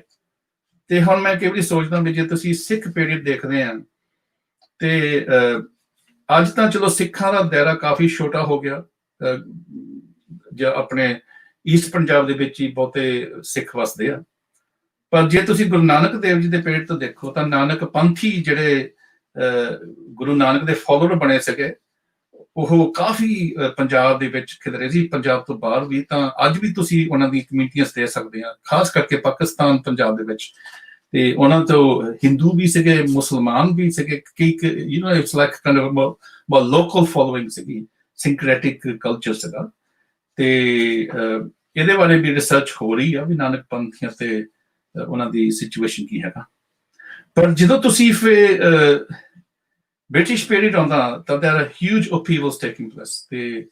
Particularly at the period end of colonialism, जो कि सारा दफाड़ ही करता सी पंजाब, so सारा सबकॉन्टिनेंट ਨੂੰ ਦਫਾੜ ਕਰਤਾ ਸੀਗਾ, ਔਰ ਈਵਨ ਜਦੋਂ ਇਹਨਾਂ ਨੇ ਬ੍ਰਿਟਿਸ਼ ਸਿੱਖ ਰਾਜ ਨੂੰ ਸੰਭਿਆ ਸੀ। So really in the contemporary context, then Gellner ਨੇ ਕਿਹਾ ਸੀ nationalism is a sociological necessity. Because nationalism ਦੇ ਬਗੈਰ ਤੁਸੀਂ ਕਿਹੜੇ ਬੇਸਿਸ ਤੇ ਲੋਕਾਂ ਨੂੰ ਇਕੱਠੇ ਕਰੋਗੇ? And ਇੱਥੇ ਫਿਰ political tensions ਆ ਜਾਂਦੇ ਆ, the tension between ਜਿੱਦਾਂ Benedict Anderson says, imagined community, the constructed national community, and on the other hand, the ਤੁਸੀਂ ਕਹਿੰਦੇ historically perceived community. It's often very two different things, and therein lies some of the tensions both between states, you can say, but even within cultural communities. So ਜਿੱਦਾਂ ਸਿੱਖਾਂ ਦੇ ਵਿੱਚ ਵੀ ਪਾਰਟੀਆਂ ਹੈਗੀਆਂ, ਮੁਸਲਮਾਨਾਂ ਦੇ ਵਿੱਚ ਵੀ ਹੈ, ਦੂਜਿਆਂ ਦੇ ਵਿੱਚ ਵੀ, ਹਿੰਦੂਆਂ ਦੇ ਵਿੱਚ ਵੀ ਹੈਗੀਆਂ। ਤਾਂ ਹਰ ਕੋਈ ਦਾਅਵਾ ਕਰਦਾ, ਹਿੰਦੂਤਵ ਵਾਲੇ ਕਹਿੰਦੇ ਜੀ ਅਸੀਂ ਹਿੰਦੂ ਨੇਸ਼ਨ, ਇੱਧਰ ਪਾਕਿਸਤਾਨ ਦੇ ਵਿੱਚ ਜੋ ਦਾਅਵੇ ਕਰਦੇ ਵੀ ਇਹ ਇੱਕ ਇਸਲਾਮਿਕ। ਤਾਂ ਇਸੇ ਤਰ੍ਹਾਂ ਟੈਨਸ਼ਨਸ ਪੈ ਜਾਂਦੀਆਂ, it's like a hegemonic kind of hegemonic struggle. So ਜੇ ਮੈਂ ਥੋੜਾ ਜਿਹਾ ਅੱਗੇ ਇਹਦੇ ਬਾਰੇ ਹੋਰ ਬਹੁਤ ਕੁਝ ਗੱਲ ਕਰ ਸਕਦੇ ਹਾਂ। ਥੋੜਾ ਜਿਹਾ ਮੈਂ ਹੁਣ legacies of colonialism ਦੀ ਗੱਲ ਕਰਨੀ ਆ। One of the dangerous legacies of British colonial rule is in India was to leave the various peoples of a very diverse region spanning almost 2 million square miles. The Indian subcontinent, in a pre-partition, divided according to Western pseudo-scientific theories of race, nation and ethnicity. ਇਹਨਾਂ ਨੇ ਬੜਾ divide rule ਕੀਤਾ। ਇਹਨਾਂ ਨੇ ਆਪ ਜਿੱਦਾਂ martial race theory ਬਣਾਈ, ਕਦੇ ਕੋਈ ਥਿਊਰੀ ਬਣਾਈ, ਕਦੇ ਕੋਈ ਥਿਊਰੀ ਬਣਾਈ। ਅਨਮੋਲ ਕਰਾਗਿਓ ਇਹਨਾਂ ਦੀ ਸਟ੍ਰੈਟਜੀ ਸੀ ਅਕ੍ਰੋਸ ਦ ਗਲੋਬ ਵੀ ਅਸੀਂ ਇਸ ਤਰ੍ਹਾਂ ਦੀਆਂ ਬਨੌਟੀ ਨੇਸ਼ਨਾਂ ਬਣਾ ਦੀ। ਅਫਰੀਕਾ ਦੇ ਵਿੱਚ ਵੀ ਬਣਾਈਆਂ ਉਹਨਾਂ ਨੇ। ਇਨਫੈਕਟ ਜਿਹੜੀਆਂ ਲਿੰਗੁਇਸਟਿਕ ਬੇਸਿਸ ਤੇ ਪੁਰਾਤਨ ਨੇਸ਼ਨ ਸੀਗੀਆਂ, ਜਿੱਦਾਂ ਮੈਂ ਪੰਜਾਬ ਵੀ ਕਹੂੰਗਾ, ਉਹਨਾਂ ਨੂੰ ਦੋ ਫਾੜ ਕਰਕੇ ਇੱਕ ਪਾਸੇ ਜਿੱਦਾਂ ਇਹਨਾਂ ਰਵਾਂਡਾ ਦੇ ਵਿੱਚ ਜਦੋਂ ਜੈਨੋਸਾਈਡ ਇਦਾਂ ਇਹ ਕੰਮ, ਇੱਕ ਪਾਸੇ ਉਹਨਾਂ ਨੇ ਜਰਮਨ ਲਾਤੀ, ਤਾਂ ਦੂਜੇ ਪਾਸੇ ਇਹਨਾਂ ਨੇ ਜੋ ਕਿ ਫਲੈਮਿਸ਼ ਬੈਲਜੀਅਮ ਲਾ ਕੇ ਤਾਂ ਇਹਨਾਂ ਨੂੰ ਮਰਵਾਤਾ। ਤੇ ਮੈਨੂੰ ਲੱਗਦਾ ਵੀ ਸ਼ਾਇਦ 47 ਦੇ ਵਿੱਚ ਜਿਹੜਾ ਸਾਡਾ ਪੰਜਾਬ ਦੇ ਵਿੱਚ ਪਾਰਟੀਸ਼ਨ ਹੋਇਆ, ਤਾਂ ਇਹੀ ਇਹਨਾਂ ਦੇ ਕੰਮ ਸੀਗੇ, ਉੱਥੇ ਅਫਵਾਹਾਂ ਖਿਲਾਰ ਕੇ। ਠੀਕ ਹੈ, ਸਾਡੇ ਵੀ ਲੋਕ ਵਿੱਚ ਕੋਆਪਟ ਹੋ ਜਾਂਦੇ ਆ, ਕਿਉਂਕਿ ਇਹ ਹੈਜੈਮਨੀ ਚੱਲਦੀ ਇਦਾਂ ਹੁੰਦੀ ਹੈ, ਲੈਜਿਟਿਮੇਸੀ ਲੈਂਦੇ ਜਦੋਂ ਤੁਸੀਂ ਲੋਕ ਨੂੰ ਵਿੱਚ, ਤਾਂ ਇਹਨਾਂ ਨੇ ਤਾਂ ਬਹੁਤ ਇਹਨਾਂ ਦੇ ਐਕਸਪਰਟ ਸੀ ਇਸ ਕੰਮਾਂ ਦੇ ਉੱਪਰ। ਸੋ ਜੇ ਆਪਾਂ ਥੋੜੀ ਅੱਗੇ ਗੱਲ ਤੋਰੀਏ, ਸੋ ਜਿਹੜਾ modern period of world history ਤੁਸੀਂ ਕਹਿ ਸਕਦੇ ਵੀ it's engulfed with politics of identity, ਜਿੱਦਾਂ ਮੈਂ ਪਹਿਲਾਂ ਗੱਲ ਕੀਤੀ ਸੀ। And this has been turbocharged by dangerous concoction of manufactured ਤੁਸੀਂ ਜਿਹੜੇ imaginary essentialist ideas about race, ethnicity. ਤੁਸੀਂ ਦੇਖ ਸਕਦੇ ਅਮਰੀਕਾ ਦੇ ਵਿੱਚ ਕਿੱਦਾਂ ਇਸ ਟਾਈਮ ਤੇ ਜੋ ਕਿ ਜਾਰਜ ਫਲੋਇਡ ਦੀ ਕਿਲਿੰਗ ਤੋਂ ਬਾਅਦ ਕਿੰਨਾ ਇੱਥੇ ਰੌਲੇ ਪੈ ਰਹੇ ਆ। ਤੇ ਜਿਹੜੀ India most countries became a major battleground. So India, ਜਿੱਦਾਂ ਮੈਂ ਗੱਲ ਕੀਤੀ, it was resulting in sectarianism and cultural wars. ਹੁਣ ਇੱਕ ਮੈਨੂੰ ਬੜੀ ਹੈਰਾਨਗੀ ਦੀ ਗੱਲ ਆ ਵੀ ਇਹ ਜਦੋਂ ਵੀ ਸਾਡੇ ਇੰਡੀਆ ਦੇ ਵਿੱਚ ਜਾਂ ਪਾਕਿਸਤਾਨ 'ਚ ਕੋਈ ਇੰਟਰ ਐਥਨਿਕ ਕਨਫਲਿਕਟ ਹੋਵੇ, ਦੰਗੇ ਇਹਨਾਂ ਨੂੰ ਕਹਿੰਦੇ ਲੇਬਲ ਲਾਉਂਦੇ ਆ, ਤਾਂ ਉਹ ਇਹਨੂੰ ਲੇਬਲ ਲਾਉਂਦੇ ਕਮਿਊਨਲਿਜ਼ਮ। ਹੁਣ ਹੈਰਾਨਗੀ ਦੀ ਗੱਲ ਹੈਗੀ ਵੀ ਜਿਹੜੀ ਕਮਿਊਨਲਿਜ਼ਮ ਆ, ਜੇ ਤੁਸੀਂ ਵੈਸਟ ਦੇ ਵਿੱਚ ਇਹ ਕਨਸੈਪਟ ਲਈ ਹੈ ਤਾਂ ਇੱਕ ਚੰਗੀ ਕਨਸੈਪਟ ਆ। ਕਮਿਊਨਲ ਦਾ ਮਤਲਬ ਤੁਸੀਂ ਕਮਿਊਨਿਟੀ ਦੇ ਵਿੱਚ ਰਹਿ ਕੇ ਰਹਿੰਦੇ ਆ, ਪਰ ਉਹੀ ਕਨਸੈਪਟ ਇਹਨਾਂ ਨੇ ਸਾਡੇ ਤੇ ਲਾਤੇ ਵੀ ਇਹ ਜਿੱਦਾਂ ਕਿ ਜਰੈਮ ਪੇਸ਼ਾ ਕੌਮਾਂ ਹੈਗੀਆਂ, ਜੰਗਲੀ ਲੋਕ ਹੈ, ਇੱਕ ਦੂਜੇ ਨੂੰ ਵੱਢ ਵਢੰਗੇ ਤੱਕ ਹੀ ਹੈਗੇ, ਇਹਨਾਂ 'ਚ ਕੋਈ ਸਿਵਲਾਈਜੇਸ਼ਨ ਹੈ ਨਹੀਂ। ਔਰ ਜਿੰਨਾ ਇਹਨਾਂ ਨੇ ਵੱਢ ਵਢੰਗਾ ਕੀਤਾ ਤਾਂ ਸ਼ਾਇਦ ਕਿਸੇ ਨੇ ਕੀਤਾ ਨਹੀਂ, ਬ੍ਰਿਟਿਸ਼ ਨੇ। ਪਰ ਜੇ ਆਪਾਂ ਸਿੱਖ ਗੁਰੂਆਂ ਦੀ, ਕਿਉਂਕਿ ਅਸੀਂ ਰੈਫਰੈਂਸ ਪੁਆਇੰਟਸ ਸਾਡੇ ਵੱਖਰੇ ਹੋ ਸਕਦੇ ਆ। ਗੁਰੂ ਗੋਬਿੰਦ ਸਿੰਘ ਜੀ ਦਾ ਇੱਕ ਸ਼ਲੋਕ ਹੈਗਾ ਜੋ ਕਿ ਉਹਨਾਂ ਦੀ 10ਮ ਬਾਣੀ ਦੇ ਵਿੱਚੋਂ, ਜਿਹੜਾ ਕਿ ਵਾਈਡਲੀ ਇਹਨੂੰ ਕੋਟ ਕੀਤਾ ਜਾਂਦਾ, ਮਾਨਸ ਕੀ ਜਾਤ ਸਭ ਏਕੇ ਪਛਾਨਬੋ। ਤੇ ਇਹ ਜਿਹੜਾ ਪੂਰਾ ਤਾਂ ਕਾਫੀ ਲੰਮਾ ਹੈਗਾ, ਪਰ ਉਹ ਕਹਿੰਦੇ ਵੀ ਕੋਈ ਆਪਣੇ ਆਪ ਨੂੰ ਹਿੰਦੂ ਕਹਾ ਰਿਹਾ, ਕੋਈ ਮੁਸਲਮਾਨ ਕਹਾ ਰਿਹਾ, ਕੋਈ ਸ਼ੀਆ ਕਹਾ ਰਿਹਾ, ਕੋਈ ਸੁੰਨੀ ਕਹਾ ਰਿਹਾ, ਪਰ ਜਿਹੜੇ ਮਨੁੱਖਾਂ ਦੀ ਜਿਹੜੀ ਸਪੀਸ਼ੀਜ਼ ਬੀਇੰਗ ਆ ਇਹ ਇੱਕ ਹੀ ਹੈਗੀ। ਸੋ ਇੱਕ ਤਾਂ ਸਾਡੇ ਸਿੱਖ ਟ੍ਰੈਡੀਸ਼ਨ, ਮੈਂ ਕਹਿੰਦਾ ਸਿਰਫ ਸਿੱਖ ਟ੍ਰੈਡੀਸ਼ਨ ਨਹੀਂ, ਤੁਸੀਂ ਬਾਬਾ ਫਰੀਦ ਜੀ ਤੋਂ ਵੀ ਲੈ ਸਾਰੇ ਪੰਜਾਬੀ ਟ੍ਰੈਡੀਸ਼ਨ ਦੇ ਵਿੱਚ there's a rejection of nationalism, there's a kind of universalism, ਔਰ ਇਹ ਵੀ ਇੱਕ ਪੰਜਾਬੀ ਕਲਚਰ ਦੀ ਇੱਕ ਨਿਸ਼ਾਨੀ ਵੀ ਇਹਦੇ ਵਿੱਚ ਇਨਕਲੂਸਿਵਿਟੀ ਬਹੁਤ ਜ਼ਿਆਦੀ ਆ। ਪਰ ਦੂਜੇ ਪਾਸੇ ਸਾਡੇ 'ਚ ਡਿਵੀਜ਼ਨਸ ਵੀ ਆ, ਦਿਸ kind of paradox here. Even ਜੇ ਤੁਸੀਂ ਕੰਟੈਂਪਰਰੀ ਰੈਵੋਲੂਸ਼ਨਰੀ ਜਿੱਦਾਂ ਊਧਮ ਸਿੰਘ ਸੀਗੇ, ਉਹਨਾਂ ਨੇ ਆਪਣਾ ਨਾਮ ਲਿਖਿਆ ਸੀ ਰਾਮ ਮੁਹੰਮਦ ਸਿੰਘ ਆਜ਼ਾਦ, ਅਗੇਨ ਐਮਫਸਾਈਜ਼ਿੰਗ ਵੀ ਜਿਹੜੀ ਸਾਡੀ ਇਨਕਲੂਸਿਵਿਟੀ ਹੈਗੀ ਆ। ਈਵਨ ਰਵਿੰਦਰਨਾਥ ਟੈਗੋਰ, ਚਲੋ ਉਹ ਤਾਂ ਆਪਣਾ ਪੰਜਾਬ ਦਾ ਤਾਂ ਨਹੀਂ ਸੀ, ਪਰ ਉਹਨੇ ਆਪਣੀ ਕਲਚਰ ਨੂੰ ਕਿਹਾ ਸੀ ਵੀ ਮੈਂ I am a confluence of Hindu, Muslim and British culture. So amongst ਜਿਹੜੇ ਇੰਟੈਲੈਕਚੁਅਲਸ ਤੇ ਇਹ ਗੱਲ ਸੀਗੀ ਵੀ ਇਹ ਜਿਹੜੀਆਂ ਕਹਾਣੀਆਂ ਬਣਾਈਆਂ ਜਾਂਦੀਆਂ ਵੀ ਇਹ ਇੰਡੀਅਨ ਸਬ ਕੰਟੀਨੈਂਟ ਜੋ ਕਿ ਭਾਰਤ ਦੇ ਲੋਕ ਇਹ ਇੱਕ ਦੂਜੇ ਦੇ ਨਾਲ ਸਾਰੇ ਸਪਲਿਟ ਆ, ਤਾਂ ਰਿਐਲਿਟੀ ਕੁਝ ਹੋਰ ਸੀਗੀ। ਐਡਵਰਡ ਸਾਈਡ ਨੇ ਵੀ ਇਹਦੇ ਬਾਰੇ ਬਹੁਤ ਕੁਝ ਲਿਖਿਆ about the Western Orientalist discourses and theories of the so-called people of the East, the Indic races। ਇਹਨਾਂ ਨੇ ਬੁੱਕਾਂ ਬੜੀਆਂ ਲਿਖੀਆਂ ਸਾਡੇ ਪਹਿਰਾਵੇ ਵਗੈਰਾ, ਪਰ ਮੈਂ ਤਾਂ ਦੇਖਦਾ ਜਦੋਂ ਅਸੀਂ ਪੰਜਾਬੀ ਦੇਖਦੇ ਤਾਂ ਪਹਿਲਾਂ ਦੂਰੋਂ ਪੰਜਾਬੀ ਪਛਾਣ ਹੋ ਜਾਂਦਾ, ਭਾਵੇਂ ਉਹਨਾਂ ਦੇ ਪੱਗ ਬੰਨੀ ਹੋਵੇ ਜਾਂ ਮੈਂ ਕਿਹਾ ਕਈ ਵਾਰੀ ਉਹਨਾਂ ਦੀ ਰਫਤਾਰ ਤੋਂ ਹੀ ਤੁਰਦੇ ਕਿੱਦਾਂ ਤਾਂ ਪੰਜਾਬੀ ਪਤਾ ਲੱਗ ਜਾਂਦਾ, ਜਾਂ ਇੱਕ ਸਾਡੇ ਕਲਚਰ ਦੀ ਹੈਗੀ ਹੈ। ਸੋ ਸਿੱਖਾਂ ਨੂੰ ਵੀ ਇਸ ਤਰ੍ਹਾਂ ਇਹਨਾਂ ਨੇ ਕੰਸਟਰਕਟ ਕੀਤਾ ਸੀ, ਬ੍ਰਿਟਿਸ਼ ਨੇ ਆਪਣੀ ਕੰਮਾਂ ਫਾਇਦਿਆਂ ਵਾਸਤੇ ਇੱਕ ਮਾਰਸ਼ਲ ਰੇਸ, ਇਸੇ ਕਰਕੇ ਤਾਂ ਇਹਨਾਂ ਨੇ ਆਰਮੀ 'ਚ ਬਹੁਤ ਭਰਤੀ ਕੀਤੇ ਸੀ ਸਿੱਖ। ਤਾਂ ਯੂਜ਼ ਵੀ ਕੀਤੇ ਸੀ ਸਿੱਖ, ਇਹ ਕੋਈ ਸ਼ੱਕ ਦੀ ਗੱਲ ਨਹੀਂ, ਟੂ ਪੁੱਟ ਡਾਊਨ ਦ ਨੈਰੇਟਿਵਸ।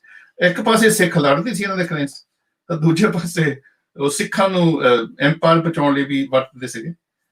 ਇਹ ਤਾਂ ਇਹਨਾਂ ਦੀ ਹਮੇਸ਼ਾ ਹੈਜਮੋਨਿਕ ਸਟ੍ਰੈਟਜੀ ਹੁੰਦੀ ਹੈ। ਤਾਂ ਪਰ ਜੇ ਆਪਾਂ ਹੁਣ ਮੈਂ ਥੋੜਾ ਜਿਹਾ ਉਹਦੇ ਵਿੱਚੋਂ ਫਿਰ ਜਿਹੜੀ ਆਈਡੀਆਜ਼ ਇਹਨੇ ਰੀਇਨਫੋਰਸ ਕੀਤੀ ਸੀ ਵੀ ਸਿੱਖ ਇੱਕ ਵੱਖਰੀ ਨੇਸ਼ਨ ਆ।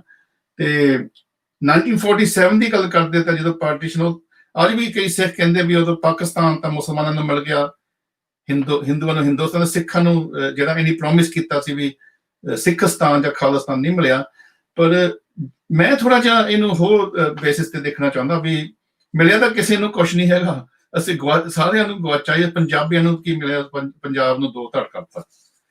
ਸੋ ਜੇ ਆਪਾਂ ਗੱਲ ਕਰੀਏ ਹੁਣ ਪੰਜਾਬੀਅਤ ਕੀ ਹੈ, ਮੈਂ ਹੁਣ ਥੋੜਾ ਜਿਹਾ am presenting some data on actually Punjab. ਮੈਂ 15 ਮਿੰਟਾਂ ਲਈ ਹੋਰ ਗੱਲ ਕਰੂੰਗਾ, ਮੇਰਾ ਕੋਲ 15 ਮਿੰਟ ਹੈਗੇ, ਤਾਂ ਫਿਰ ਆਪਾਂ ਡਿਸਕਸ਼ਨ ਕਰੂੰਗੇ। Nearly all Sikhs have a cultural identity. ਕੋਈ ਸ਼ੱਕ ਦੀ ਗੱਲ ਨਹੀਂ, all human beings have a cultural identity. But very few exceptions ਹੈਗੇ ਆ।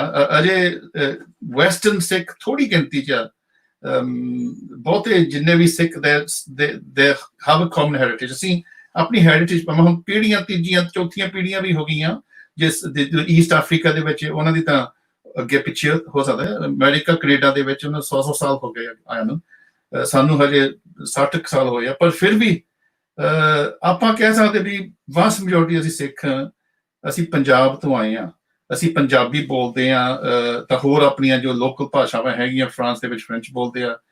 But it would be reasonable to assume that most Sikhs have affiliation to Punjab, Punjabi culture through customs, language, community associations। ਤਾਂ ਹੋ ਸਕਦਾ ਜਿਹੜੀ property and relationships ਇਨ ਪੰਜਾਬ, ਅਜੇ ਵੀ ਬਹੁਤਿਆਂ ਕੋਲ ਆਪਣੀ ਜ਼ਮੀਨਾਂ ਜਾਇਦਾਦਾਂ ਵੀ ਪੰਜਾਬ ਦੇ ਵਿੱਚ ਹੈਗੀਆਂ। ਤੇ ਪੋਸਟ ਪਾਰਟੀਸ਼ਨ ਪੀਰੀਅਡ ਦੇ ਵਿੱਚ ਇਹ ਐਸੋਸੀਏਸ਼ਨਸ ਆਬਵੀਅਸਲੀ ਡਿਸਰਪਟ ਬਹੁਤ ਹੋ ਗਏ ਸੀਗੇ with the division of Punjab. But culturally ਜਿੱਦਾਂ ਅਸੀਂ ਰੀਸੈਂਟਲੀ ਜਦੋਂ ਕਰਤਾਰਪੁਰ ਕੋਰੀਡੋਰ ਖੋਲੀ ਗਈ ਸੀਗੀ, ਤੇ ਜਦੋਂ ਪੰਜਾਬੀਆਂ ਨੇ ਜੱਫੀਆਂ ਪਾ ਕੇ ਇੱਕ ਦੂਜੇ ਨੂੰ ਮਿਲੇ, ਤਾਂ ਇਹ ਇੰਝ ਲੱਗਦਾ ਸੀ ਵੀ ਇਹਨਾਂ ਦੇ ਵਿੱਚ ਕੋਈ ਫਰਕ ਹੈ ਨਹੀਂ। ਤੇ ਕਮਾਲ ਦੀ ਗੱਲ ਇਹ ਆ ਵੀ ਸਿੰਬੋਲਿਕਲੀ, ਕਿਉਂਕਿ ਸਾਡੇ ਪੰਜਾਬੀ ਮੁਸਲਮਾਨ ਭਰਾਵਾਂ ਨੇ ਕਰਤਾਰਪੁਰ ਦਾ ਗੁਰਦੁਆਰਾ ਸਾਡਾ ਹੱਥੀਂ ਬਣਾਇਆ, ਤੇ ਤੁਸੀਂ ਈਵਨ ਰਿਲੀਜੀਅਸਲੀ ਵੀ ਤੁਸੀਂ ਕਹਿ ਸਕਦੇ ਹੋ ਸਾਡੇ, ਹੁਣ ਮੈਂ ਤਾਂ ਦੇਖਦਾ ਵੀ ਸਾਡੇ ਮੁਸਲਮਾਨ ਵੀ ਕੀਰਤਨ ਵੀ ਕਰਦੇ, ਪਹਿਲਾਂ ਰਬਾਬੀ ਟ੍ਰੈਡੀਸ਼ਨ ਵੀ ਸਾਡਾ ਹੁੰਦਾ ਸੀਗਾ। ਸੋ ਈਵਨ ਔਨ ਦ ਧਰਮ ਤੇ ਵੀ ਸਾਡੇ ਚ ਬਹੁਤ ਹੈ। ਜੇ ਗੁਰੂ ਗ੍ਰੰਥ ਸਾਹਿਬ ਦੀ ਗੱਲ ਕਰੀਏ ਤਾਂ ਮੇਰਾ ਖਿਆਲ ਬਹੁਤੇ ਪੰਜਾਬੀ ਮੁਸਲਮਾਨ ਵੀ ਕਹੋਗੇ ਵੀ ਇਹ ਤਾਂ ਸਾਡਾ ਵੀ ਗੁਰੂ ਹੈਗਾ, ਕਿਉਂਕਿ ਇਹਦੇ ਬਾਰੇ ਵੀ ਮੈਂ ਗੱਲ ਬਾਅਦ ਚ ਕਰਦਾ। ਸੋ there's ਕਾਫੀ conviviality, friendship ਹੈ even today ਪੰਜਾਬੀਆਂ ਦੇ ਵਿੱਚ, ਵੀ ਅਸੀਂ ਇੱਕ ਹਾਂ।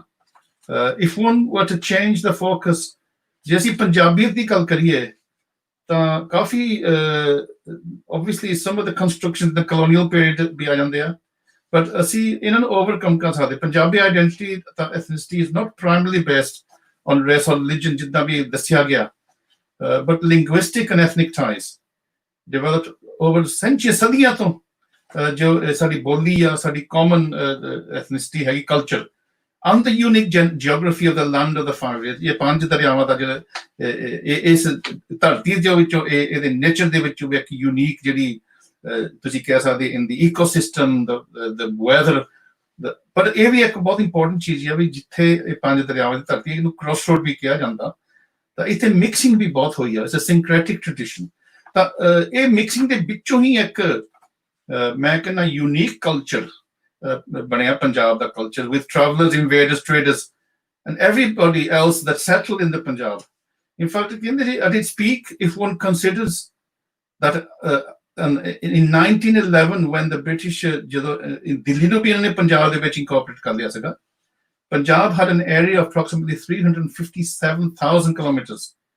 ਜੇ ਤੁਸੀਂ ਅੱਜ ਦੀਆਂ ਦੇਸ਼ਾਂ ਦੀ ਗੱਲ ਕਰਦੇ, this is roughly the size of modern Germany। ਸੋ ਇੱਕ ਟਾਈਮ ਪੰਜਾਬ ਸਭ ਤੋਂ ਵੱਡੀ ਸਟੇਟ ਸੀਗੀ ਉਸ ਰੀਜਨ ਦੇ ਵਿੱਚ। ਤੇ under the British, Punjab encompassed the present Indian states of East Punjab, Haryana, Chandigarh, Delhi, Himachal Pradesh, as well as in Pakistan side West Punjab, Islamabad capital territory। ਤਾਂ Khyber Pakhtunkhwa ਵੀ ਇਹ ਪੰਜਾਬ ਦੇ ਵਿੱਚ ਗਿਣਿਆ ਜਾਂਦਾ ਸੀ। ਸੋ ਇਹ ਬਹੁਤ ਵੱਡਾ ਰੀਜਨ ਸੀ। ਤਾਂ ਮੈਂ ਥੋੜਾ ਜਿਹਾ ਇਹਦੇ ਕੈਲਕੂਲੇਸ਼ਨ ਕੀਤਾ, ਜੇ ਤੁਸੀਂ ਕੰਬਾਈਨਡ ਪੋਪੂਲੇਸ਼ਨ ਇਹ ਟੈਰੀਟਰੀਜ਼ ਦੀ ਕਰੋ ਬੇਸਡ ਔਨ ਪੁਰਾਣਾ ਪੰਜਾਬ, ਤਾਂ ਅੱਜ ਇਹਦੀ ਪੋਪੂਲੇਸ਼ਨ 200 ਮਿਲੀਅਨ ਤੋਂ ਉੱਪਰ ਹੋਊਗੀ। ਸੋ ਤੁਸੀਂ ਥੋੜਾ ਅੰਦਾਜ਼ਾ ਲਾ ਸਕਦੇ ਵੀ ਇਹ ਪੰਜਾਬ ਜੇ ਅੱਜ ਦੇਸ਼ ਹੁੰਦਾ ਇੱਕ ਦੁਨੀਆ ਦੇ ਵਿੱਚ ਕਿਤੇ, in fact it would be in the top 5 countries in the world. ਜੇ ਤੁਸੀਂ ਜਿਹੜੀ ਗਲੋਬਲ ਪੰਜਾਬੀ ਡਾਇਸਪੋਰਾ ਵਿੱਚ ਪਾਉਂਦੇ ਆ, which is roughly in excess of 20 million, seen in this context, one should not be surprised ਵੀ ਜਿਹੜੀ ਪੰਜਾਬੀ ਔਰ ਪੰਜਾਬੀਆਂ ਦੀ ਕਲਚਰਲ ਇਨਫਲੂਐਂਸ ਦੁਨੀਆ ਦੇ ਵਿੱਚ ਬਹੁਤ ਜ਼ਿਆਦਾ ਆ, ਜਿਹੜੀ ਕਿ ਅਸੀਂ ਅੰਡਰ ਐਸਟੀਮੇਟ ਕਰਦੇ ਹਾਂ। ਔਰ ਕਈ ਵਾਰੀ ਮੈਨੂੰ ਦੁੱਖ ਲੱਗਦਾ ਵੀ ਇੱਕ ਪਾਸੇ ਅਸੀਂ ਕਲਚਰਲੀ ਇੰਨੀ ਸਕਸੈਸਫੁਲ ਕਮਿਊਨਿਟੀ ਆ, ਔਰ ਯੂਕੇ ਦੇ ਵਿੱਚ ਪੰਜਾਬੀ ਇੱਥੇ ਦੀ ਸੈਕੰਡ ਬੋਲਦੀ ਆ, ਤੇ ਦੁਨੀਆ ਦੇ ਵਿੱਚ ਟੌਪ 10 ਲੈਂਗੁਏਜਸ ਹੈਗੀ ਪੰਜਾਬੀ। ਪਰ ਅਸੀਂ ਸਾਡਾ ਜਿਹੜਾ ਪੰਜਾਬ ਦੇਸ਼ ਆ, ਜਾਂ ਸਾਡੇ ਪੰਜਾਬ ਨੂੰ ਕਾਫੀ ਇਹਨਾਂ ਨੇ ਵੱਢ ਟੋਕ ਕੀਤਾ, ਉੱਥੇ ਪੰਜਾਬੀ ਬੋਲੀ ਤੇ ਵੀ ਹਮਲੇ ਹੋ ਰਹੇ ਆ, ਤੇ ਸਾਡੇ ਕਲਚਰਲ ਟ੍ਰੈਡੀਸ਼ਨਸ ਤੇ ਵੀ ਹੋ ਰਹੇ ਆ। ਅਸੀਂ ਆਪ ਹੀ ਕਰਦੇ ਤਾਂ ਬਾਹਰੋਂ ਵੀ ਹੋ ਰਹੇ ਆ। ਇਹਦੇ ਬਾਰੇ ਵੀ ਆਪਾਂ ਗੱਲ ਕਰ ਸਕਦੇ ਵੀ ਕਿਉਂ ਆ। ਸੋ ਜਿਹੜੀ ਇਹ ਐਕਸਟੈਂਸਿਵ ਐਥਨਿਕ ਆਈਡੈਂਟੀਟੀ, ਜੋ ਕਿ traditions based, not on the identity politics, ਜਿਹੜੀ ਮੈਂ ਗੱਲ ਕੀਤੀ, ਜਿਹੜੀ ਮਾਡਰਨ ਡੇ ਨੈਸ਼ਨਲਿਜ਼ਮ ਦੇ ਉੱਪਰ, ਬਟ ਜਿਹੜੀ ਟ੍ਰੈਡੀਸ਼ਨਲ ਤੁਸੀਂ ਕਹਿ ਸਕਦੇ ਸਾਡੇ ਸੱਭਿਆਚਾਰ, ਸਾਡੇ ਕਲਚਰ, ਸਾਡੇ ਪੀਰਾਂ ਪੈਗੰਬਰਾਂ, ਜੇ ਸਾਡੀ ਲਿਖਤਾਂ ਦੀ ਗੱਲ ਕਰਦੇ ਹਾਂ, ਇਨਫੈਕਟ ਤੁਸੀਂ ਕਹਿ ਸਕਦੇ ਵੀ 1000 ਸਾਲ ਪੁਰਾਣਾ ਪੰਜਾਬ ਦਾ ਜਿਹੜਾ ਕਲਚਰ ਇਵੋਲਵ ਹੋਇਆ। ਤਾਂ ਜੇ ਤੁਸੀਂ ਇਹਦਾ ਪ੍ਰੂਫ ਲੈਣਾ, ਤਾਂ ਮੇਰਾ ਖਿਆਲ ਜੇ ਤੁਸੀਂ ਪੰਜਾਬੀ ਲੈਂਗੁਏਜ ਨੂੰ ਗੱਲ ਦੇਖਦੇ ਆ, ਤਾਂ ਇਹ ਬੜੀ ਰਿਚ ਲੈਂਗੁਏਜ ਹੈਗੀ ਆ। ਬਹੁਤ ਇਹਦੇ ਵਿੱਚ ਦੂਜੀਆਂ ਭਾਸ਼ਾਵਾਂ ਤੋਂ ਵੀ, ਇਹਦੇ ਵਿੱਚ ਸੰਸਕ੍ਰਿਤ ਤੋਂ ਵੀ, ਪਰਸ਼ੀਅਨ ਤੋਂ ਵੀ, even from English and other Braj Bhasha, ਕਈ ਹਿੰਦੁਸਤਾਨ ਦੀਆਂ ਬੋਲੀਆਂ। ਬਟ ਈਵਨ ਜੇ ਤੁਸੀਂ ਪੰਜਾਬੀ ਲੋਕਾਂ ਨੂੰ ਦੇਖੀਏ, ਤਾਂ ਇਹਨਾਂ ਦੇ ਵਿੱਚ ਸਕਿਨ ਕਲਰ ਦਾ ਬਹੁਤ ਵੇਰੀਏਸ਼ਨ ਹੈਗਾ। ਨਾਰਥ ਦੇ ਵਿੱਚ ਜਾਓ ਤਾਂ ਤੁਹਾਨੂੰ ਬਲੂ ਆਈਡ ਮਿਲਣਗੇ, ਕਈ ਬਾਲ ਵੀ ਸ਼ਾਇਦ ਕਈਆਂ ਦੇ ਬਲੌਂਡ ਵੀ ਹੋ ਸਕਦੇ ਆ, ਤੇ ਡਾਰਕ ਸਕਿਨ ਵੀ ਹੈ। ਤਾਂ ਇਹ ਕਾਫੀ ਮਿਕਸ ਹੈਗਾ। ਐਂਡ ਆਲਸੋ ਜੇ ਤੁਸੀਂ ਕਲਚਰ ਦੀ ਗੱਲ ਕਰਦੀ, ਟ੍ਰਾਈਬਸ ਐਂਡ ਪੀਪਲਸ, ਸਾਡੇ ਕੋਲ ਇੱਕ ਬਹੁਤ ਹੀ ਇੱਕ ਯੂਨੀਕ, ਤੁਸੀਂ ਕਹਿ ਸਕਦੇ ਇੱਕ ਬਲੈਂਡ ਆਫ ਹਾਰਮਨੀ। ਤੇ ਜਿਹੜਾ ਸਾਡਾ culture, may be the most ਜਿਹੜੀ ਪਰਫੈਕਟ ਐਗਜ਼ਾਮਪਲ ਇਹਦੀ ਹੈਗੀ ਆ of this patchwork can be ਜਿਹਦਾ Punjabi wedding traditions and ceremonies. ਇਹ ਬਿਲਕੁਲ ਠੀਕ ਹੈ ਵੀ ਜਿਹੜੇ ਸਾਡੇ ਵੱਖਰੇ ਰਿਲੀਜਨਸ ਹੈਗੀਆਂ ਜਾਂ ਧਰਮ ਮਜ਼ਹਬ ਹੈਗੇ ਆ, ਉਹਨਾਂ ਦੀ ਸੈਰੇਮਨੀਜ਼ ਦੇ ਵਿੱਚ ਫਰਕ ਆ। ਪੰਜਾਬੀ ਮੁਸਲਮਾਨਾਂ ਦੀ ਆਪਣੀ ਤਰੀਕੇ ਨਾਲ ਹੁੰਦਾ, ਸਿੱਖਾਂ ਦੀ ਆਪਣੀ, ਹਿੰਦੂਆਂ ਦੀ ਆਪਣੀ ਆ। ਪਰ ਜੇ ਤੁਸੀਂ ਥੋੜਾ ਜਿਹਾ ਬਿਯੋਂਡ ਦੀ ਰਿਲੀਜੀਅਸ ਸੈਰੇਮਨੀ, ਜੇ ਤੁਸੀਂ ਉਹਦੀ ਕਲਚਰਲ ਡਾਇਮੈਂਸ਼ਨ ਦੇਖਿਓ, ਤਾਂ ਬਹੁਤ ਹੀ ਸਿਮਿਲਰ ਹੈਗਾ।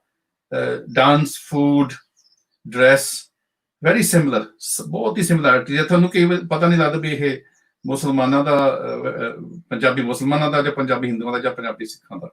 ਸਿਮਿਲਰਲੀ ਜੇ ਤੁਸੀਂ ਪੰਜਾਬ ਫੋਕ ਫੈਸਟੀਵਲਸ ਗੱਲ ਤੇ ਲੋਹੜੀ ਦੀ ਗੱਲ ਕਰਦੇ ਆ, ਤਾਂ ਮੇਰਾ ਖਿਆਲ ਵਨ ਆਫ ਦ ਲੈਕਚਰਸ ਵੀ ਇਹਦੇ ਤੇ ਹੋਇਆ ਸੀਗਾ, ਜੋ ਦੁੱਲਾ ਭੱਟੀ ਦੇ ਬਾਰੇ ਹੋਈ ਸੀਗੀ।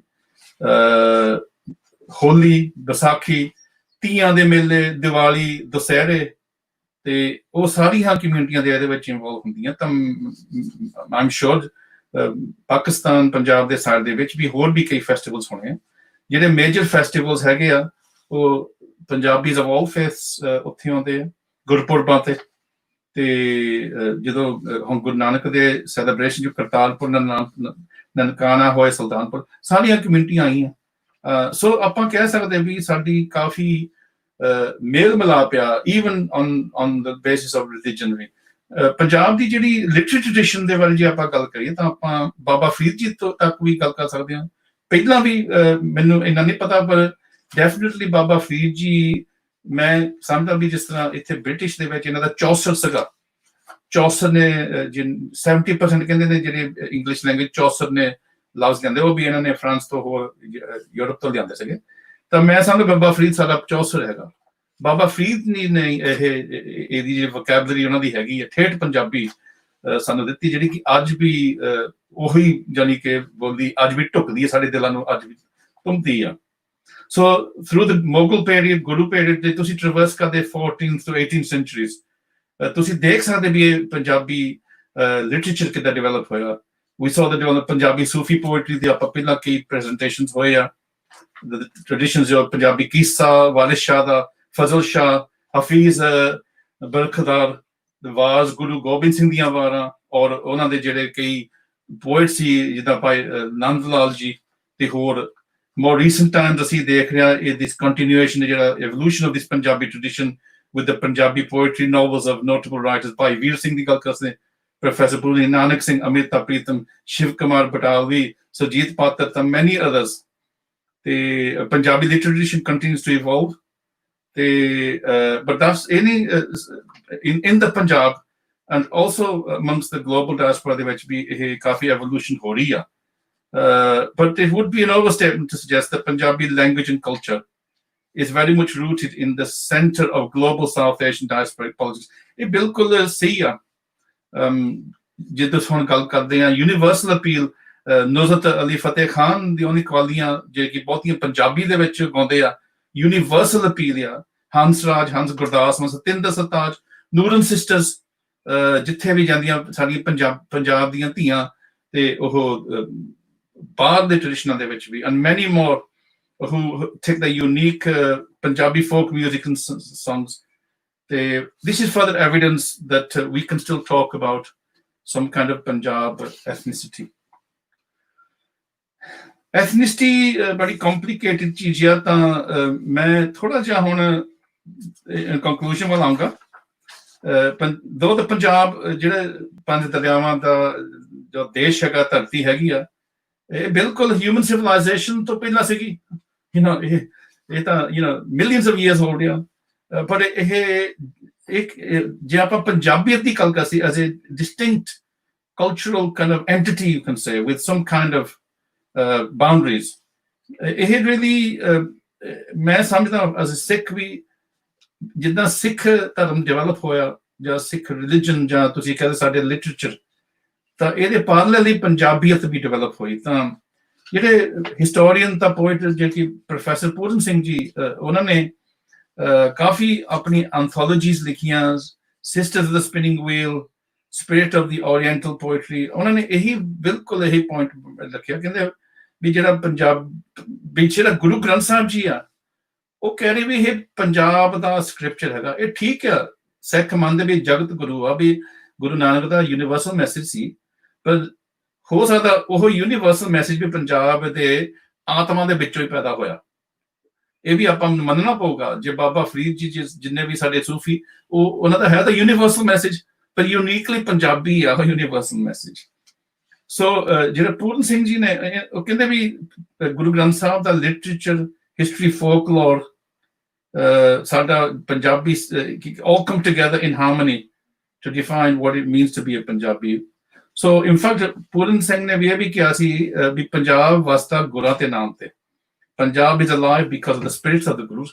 ਤਾਂ ਮੈਂ ਇੱਥੇ ਗੁਰੂਆਂ ਨੂੰ ਵੀ ਮੈਂ ਭਗਤਾਂ ਦੇ ਵਿੱਚ ਲਿਆਉਂਗਾ ਜਿਹੜੇ ਭਗਤੀ ਟ੍ਰੈਡੀਸ਼ਨ ਹੋਰ ਵੀ ਆਪਾਂ ਜਿਹੜੇ ਪੰਜਾਬ ਦੇ ਪੋਇਟਸ ਆ ਬੁੱਲੇ ਸ਼ਾਹ ਵਾਰਿਸ ਸ਼ਾਹ ਹੋਰ ਆਪਾਂ ਲਿਆ ਸਕਦੇ ਵਿੱਚ ਇਸ ਸੰਕਲਪ ਦੇ ਵਿੱਚ ਤੇ ਪੂਰਨ ਸਿੰਘ ਨੇ ਕਿਹਾ ਕਹਿੰਦਾ ਵੀ ਅੰਨ ਦਾ ਸਵਾਦ ਵੀ ਨਾਮ ਦਾ ਸਵਾਦ ਹੈ the pleasures that come from eating grain is the same pleasure that comes with naam ਤਾਂ in fact ਉਹ ਤਾਂ ਇਹੀ ਕਹਿੰਦਾ ਵੀ ਜਦੋਂ ਅਸੀਂ ਬੰਦਗੀ ਵੀ ਕਰਦੇ ਭਗਤੀ ਵੀ ਕਰਦੇ ਤਾਂ ਉਹਦੇ ਵਿੱਚੋਂ ਇੱਕ ਪੰਜਾਬੀਅਤ ਦੀ ਵੀ ਇੱਕ ਖੁਸ਼ਬੂ ਆਉਂਦੀ ਆ the simply practical ethical spirituality of Guru Nanak ਜਿਨ੍ਹਾਂ ਨੇ ਕਰਤਾਰਪੁਰ ਦੇ ਵਿੱਚ ਖੇਤੀ ਕਰਕੇ ਇਹ ਤਿੰਨ ਜੇ ਸਿਧਾਂਤ ਕਿਰਤ ਕਰਨੀ ਵੰਡ ਕੇ ਛਕਣਾ ਤੇ ਨਾਮ ਜਪਣਾ ਇਹ ਵੀ ਮੈਂ ਸਮਝਦਾ ਇੱਕ ਪੰਜਾਬ ਦਾ ਯੂਨੀਕ ਕਨਸੈਪਟ ਹੈਗਾ ਕਿਉਂਕਿ ਜਿਹੜੀ ਕਈ ਤਾਂ ਕਹਿੰਦੇ ਵੀ ਜਿਹੜਾ ਗੁਰੂ ਗ੍ਰੰਥ ਸਾਹਿਬ ਇਹ ਹੈ ਹੀ ਨਾਮ ਦੀ ਇੱਕ ਐਕਸਪੋਜੀਸ਼ਨ ਆਫ ਦ ਕਨਸੈਪਟ ਆਫ ਨਾਮ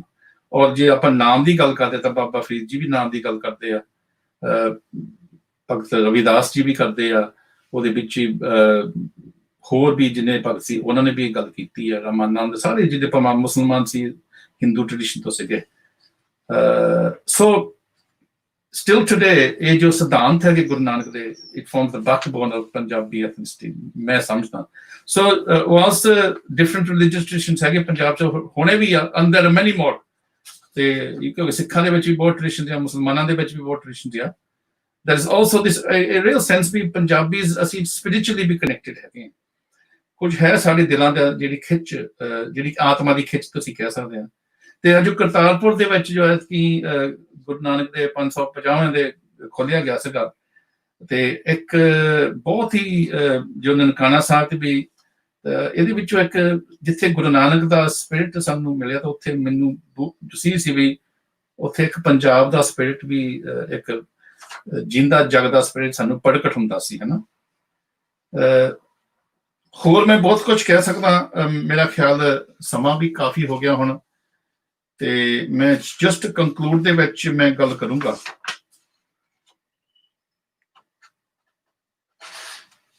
ਜਦੋਂ ਕਿਉਂਕਿ ਜਿਹੜੀ ਸਾਡੀ ਰੈਫਰੈਂਸ ਪੁਆਇੰਟ ਹੈਗੀ ਆ ਉਹ ਕਾਫੀ 1984 ਦੇ ਵਿੱਚ, ਜੋ ਜਿੱਦਾਂ ਮੈਂ ਗੱਲ ਪਹਿਲਾਂ ਕੀਤੀ ਹੋਣਾ, ਐਸੀ 1-2 ਹਫ਼ਤਿਆਂ 'ਚ ਅਸੀਂ ਮਨਾਇਆ ਵੀ ਜੋ ਇੰਡੀਆ ਨੇ ਦਰਬਾਰ ਸਾਹਿਬ ਤੇ ਹਮਲਾ ਕੀਤਾ, ਸਿੱਖਾਂ ਨੂੰ ਜਲੀਲ ਕੀਤਾ, ਫਿਰ ਨਵੰਬਰ ਦੇ ਵਿੱਚ ਜੈਨੋਸਾਈਡ ਕੀਤੀ ਦਿੱਲੀ ਦੇ ਵਿੱਚ, ਤੇ ਇਹ ਵੀ ਦੋਸ਼ ਲਾ ਵੀ ਪਾਕਿਸਤਾਨ ਡਿਸਟੇਬਲਾਈਜ਼ ਕਰਦਾ, ਇਹ ਤਾਂ ਉਹ ਇਹਨਾਂ ਕਹਾਣੀਆਂ ਹੁੰਦੀਆਂ ਰਹਿੰਦੀਆਂ।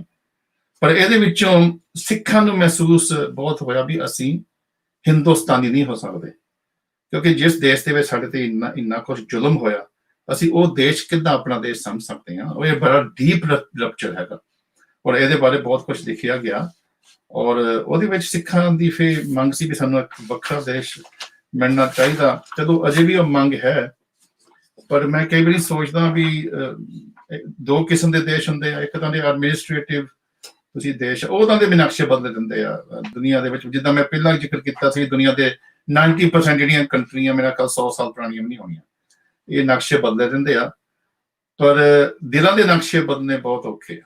ਤਾਂ ਮੈਨੂੰ ਯਕੀਨ ਨਹੀਂ ਆ ਕਿ ਸਾਡਾ ਪੰਜਾਬ ਕੋਈ ਇੰਡੀਪੈਂਡੈਂਟ ਦੇਸ਼ ਹੈ ਨਹੀਂ। ਰਣਜੀਤ ਸਿੰਘ ਦੇ ਰਾਜ ਤੇ ਸੀਗਾ ਇੱਕ ਇੰਡੀਪੈਂਡੈਂਟ ਦੇਸ਼, ਜਿਹਦੇ ਵਿੱਚ ਸਾਰੇ ਹੀ ਸੁਖਾਲ ਵੀ ਸੀਗੇ, ਤਾਂ ਪਰ ਸਾਡੇ ਪੰਜਾਬੀਆਂ ਦੇ ਦਿਲ ਜਿਹੜੇ ਹੈਗੇ ਆ ਉਹਦਾ ਅਸੀਂ ਦੇਸ਼ ਬਣਾ ਸਕਦੇ ਹਾਂ, ਤਾਂ ਬਣ ਵੀ ਰਿਹਾ। ਆ ਜੋ ਸੀਰੀਜ਼ ਹੈਗਾ ਟਾਕਸ ਦਾ, ਇਹ ਵੀ ਉਹੀ ਕੰਮ ਕਰ ਰਿਹਾ।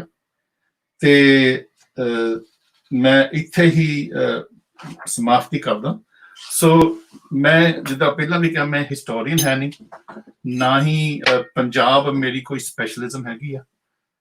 ਇਹ ਮੇਰੀ ਤੁਸੀਂ ਕਹਿ ਸਕਦੇ ਮੇਰੇ ਦਿਲ ਦੀ ਜਿੱਦਾਂ ਸ਼ੌਂਕ ਆ, ਮੇਰੇ ਦਿਲ ਦਾ ਪਿਆਰ, ਇਸੇ ਕਰਕੇ ਮੈਨੂੰ ਬੜਾ ਚਾਅ ਆ ਵੀ ਮੈਂ ਇਸ ਸੀਰੀਜ਼ ਦੇ ਵਿੱਚ ਮੇਰਾ ਵੀ ਥੋੜਾ ਜਿਹਾ ਯੋਗਦਾਨ ਪਾਇਆ, ਔਰ ਮੈਨੂੰ ਆਸ ਹੈ ਵੀ ਤੁਸੀਂ ਇਹਨੂੰ ਪ੍ਰਵਾਨ ਕਰੋਗੇ, ਤਾਂ ਜਿਹੜੀਆਂ ਮੇਰੀਆਂ ਗਲਤੀਆਂ ਉਹ ਵੀ ਤੁਸੀਂ ਕੱਢੋਗੇ। ਸੋ ਮੈਂ ਇੱਥੇ ਹੀ ਸਮਾਪਤੀ ਕਰਦਾ। ਸਤਿ ਸ੍ਰੀ ਅਕਾਲ ਬੁਲਾਉਣਾ, ਆਦਾਬ, ਨਮਸਤੇ, ਵਾਹਿਗੁਰੂ ਜੀ ਕਾ ਖਾਲਸਾ, ਵਾਹਿਗੁਰੂ ਜੀ ਕੀ ਫਤਿਹ। ਜੀ ਸਰ, ਬਹੁਤ ਜ਼ਬਰਦਸਤ ਸਰ। ਪੰਜਾਬੀ ਤੇ ਤੁਸੀਂ ਬੜੀ ਸੋਹਣੀ ਤੇ ਬੜੀ ਵਧੀਆ ਬੋਲਦੇ ਹੋ। ਉਹ ਜੀਭ ਨਹੀਂ ਮੁੜਦੀ ਯਾਰ।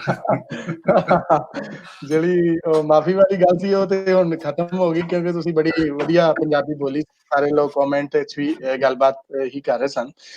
ਸੋ ਸਰ, ਅਸੀਂ ਕੁਝ ਥੋੜੇ ਜਿਹੇ ਕੁਐਸਚਨਸ, ਇੱਕ ਤਰ੍ਹਾਂ ਦੀ ਗੱਲਬਾਤ ਹੀ, ਕੁਐਸਚਨ ਉਸ ਤਰ੍ਹਾਂ ਤੇ ਨਹੀਂ। ਮੈਂ ਸਭ ਤੋਂ ਪਹਿਲੇ ਕੁਐਸਚਨ ਜਿਹੜਾ ਜਸਪ੍ਰੀਤ ਕੌਰ ਹੋਰਾਂ ਦਾ ਜਿਹੜਾ ਤੁਹਾਡੇ ਨਾਲ ਡਿਸਕਸ ਕਰਾਂਗਾ। ਉਹਨਾਂ ਦਾ ਕੁਐਸਚਨ ਹੈ ਕਿ ਜੀ, does Punjabi diaspora in UK look at the combined Punjab ethnicity of India and Pakistan? ਬਿਲਕੁਲ ਇਹ ਗੱਲ, ਜਿਹੜੇ ਨਾ ਕੁਝ ਤਾਂ ਜੋ ਲੈਗੇਸੀਜ਼ ਆਫ ਐਮਪਾਇਰ ਆ, ਖਾਸ ਕਰਕੇ 1947 ਪਾਰਟੀਸ਼ਨ, ਕਿਉਂਕਿ ਮੈਨੂੰ ਚੇਤਾ ਮੇਰੇ ਫਾਦਰ ਜਿੱਦਾਂ ਇਟਸ ਕੰਟਰਡਿਕਟਰੀ ਲਾਈਫ। ਇੱਕ ਪਾਸੇ ਕਿਉਂਕਿ ਸਾਡਾ ਜਿਹੜਾ ਪਿੰਡ, ਮੈਂ ਪਹਿਲਾਂ ਕਿਹਾ ਸੀ ਸਾਡਾ ਪਿੰਡ ਖੇਲਾ ਪਿੰਡ ਆ, ਉੱਥੇ ਲਾਗੇ ਮੁਸਲਮਾਨਾਂ ਦੇ ਪਿੰਡ ਹੁੰਦੇ ਸੀ, ਜਾਂ ਤਲਬਣ ਪਿੰਡ ਆ, ਹੋਰ ਵੀ ਉੱਥੇ ਸਤਲੁਜ ਦੇ ਨਾਲ ਤੁਸੀਂ ਜਾਓ ਤਾਂ ਕਾਫੀ ਮੁਸਲਮਾਨਾਂ ਦੇ ਪਿੰਡ, ਨੂਰਮਹਿਲ, ਨਕੋਦਰ, ਉਹ ਉਸ ਇਲਾਕੇ 'ਚ ਕਾਫੀ ਸੀਗੇ, ਤੇ ਉੱਥੇ ਵੱਢ ਵਢੰਗਾ ਵੀ ਬਹੁਤ ਹੋਇਆ। ਤੇ ਮੈਨੂੰ ਤਾਂ ਬਾਅਦ 'ਚ ਮੇਰੀ ਮਦਰ ਨੇ ਤਾਂ ਦੱਸੀਆਂ ਨਹੀਂ ਵੀ ਉੱਥੇ ਕੀ, ਕਿਉਂਕਿ ਉਹਨੇ ਤਾਂ ਹੰਡਾਇਆ ਨਾ, ਉਹਨਾਂ ਨੇ ਇੰਨਾ ਦੁੱਖ ਸੀਗਾ ਵੀ ਉਹਨੇ ਸਾਨੂੰ ਕਦੇ ਦੱਸਿਆ ਨਹੀਂ ਵੀ ਕੀ ਹੋਇਆ। ਪਰ ਬਚਪਨ ਤੋਂ ਇੱਕ ਟੈਨਸ਼ਨ ਸੀ ਬਿਟਵੀਨ, ਇੱਕ ਪਾਸੇ ਤਾਂ ਮੇਰੇ ਫਾਦਰ ਦੇ ਯਾਰ ਦੋਸਤ ਮੁਸਲਮਾਨ ਸੀਗੇ, ਬਹੁਤੇ ਪੰਜਾਬੀ ਜਿਸ ਇਲਾਕੇ 'ਚ ਰਹਿੰਦੇ ਸੀ, ਤਾਂ ਉਹ ਇੱਕ ਦੂਜੇ ਨਾਲ ਭਰਾਵਾਂ ਦੇ ਉੱਪਰ ਵਿੱਚ ਟੈਨਸ਼ਨ ਸੀਗਾ, ਕਿਉਂਕਿ ਉਹਨਾਂ ਨੇ ਉਹ ਜਿਹੜੇ ਪਾਰਟੀਸ਼ਨ ਦਾ ਜਿਹੜਾ ਸੀਗਾ ਉਹ ਮਨ ਚੋਂ ਕੱਢ ਨਹੀਂ ਸਕਦੇ ਸੀਗੇ। ਮੈਨੂੰ ਚੇਤਾ ਭਾਪੇ ਨੇ ਕਹਿਣਾ, ਇਹਨਾਂ ਨੂੰ ਟਰਸਟ ਨਾ ਕਰੋ। ਮੈਂ ਪੁੱਛਾਂ, ਟਰਸਟ ਤੇਰੇ ਯਾਰ ਦੋਸਤ ਆ? ਕਹਿੰਦਾ ਤੈਨੂੰ ਨਹੀਂ ਪਤਾ ਕੀ ਹੋਇਆ ਸੀਗਾ। ਸੋ ਇੱਕ ਤਾਂ ਉਹ ਚੀਜ਼ ਆ। ਤੇ ਹੁਣ ਓਬਵੀਅਸਲੀ 84 ਦੇ ਵਿੱਚ ਵੀ ਸਾਡੀ ਗੱਲ ਉਹੀ ਹੋ ਗਈ, ਉਹ ਪੰਜਾਬੀ ਮੁਸਲਿਮ, ਪੰਜਾਬੀ ਹਿੰਦੂਸ ਤਾਂ ਪੰਜਾਬੀ ਸਿੱਖ, ਜੋ ਈਸਟ ਪੰਜਾਬ ਦੇ ਵਿੱਚ ਟੈਨਸ਼ਨ ਹੈਗਾ। ਪਰ ਦੂਜੇ ਪਾਸੇ ਮੈਂ ਦੇਖਦਾ ਜਿਹੜੇ ਪੰਜਾਬੀ ਹਿੰਦੂ ਆ ਉਹ ਕਹਿੰਦੇ ਸਾਡੀ ਤਾਂ ਤੁਸੀਂ ਸਾਡੇ ਭਰਾ ਆ, ਗੁਜਰਾਤੀ ਹਿੰਦੂਆਂ ਦੇ ਨਾਲ ਸਾਡੀ ਕੋਈ ਗੱਲਬਾਤ ਵੀ ਹੈ ਨਹੀਂ।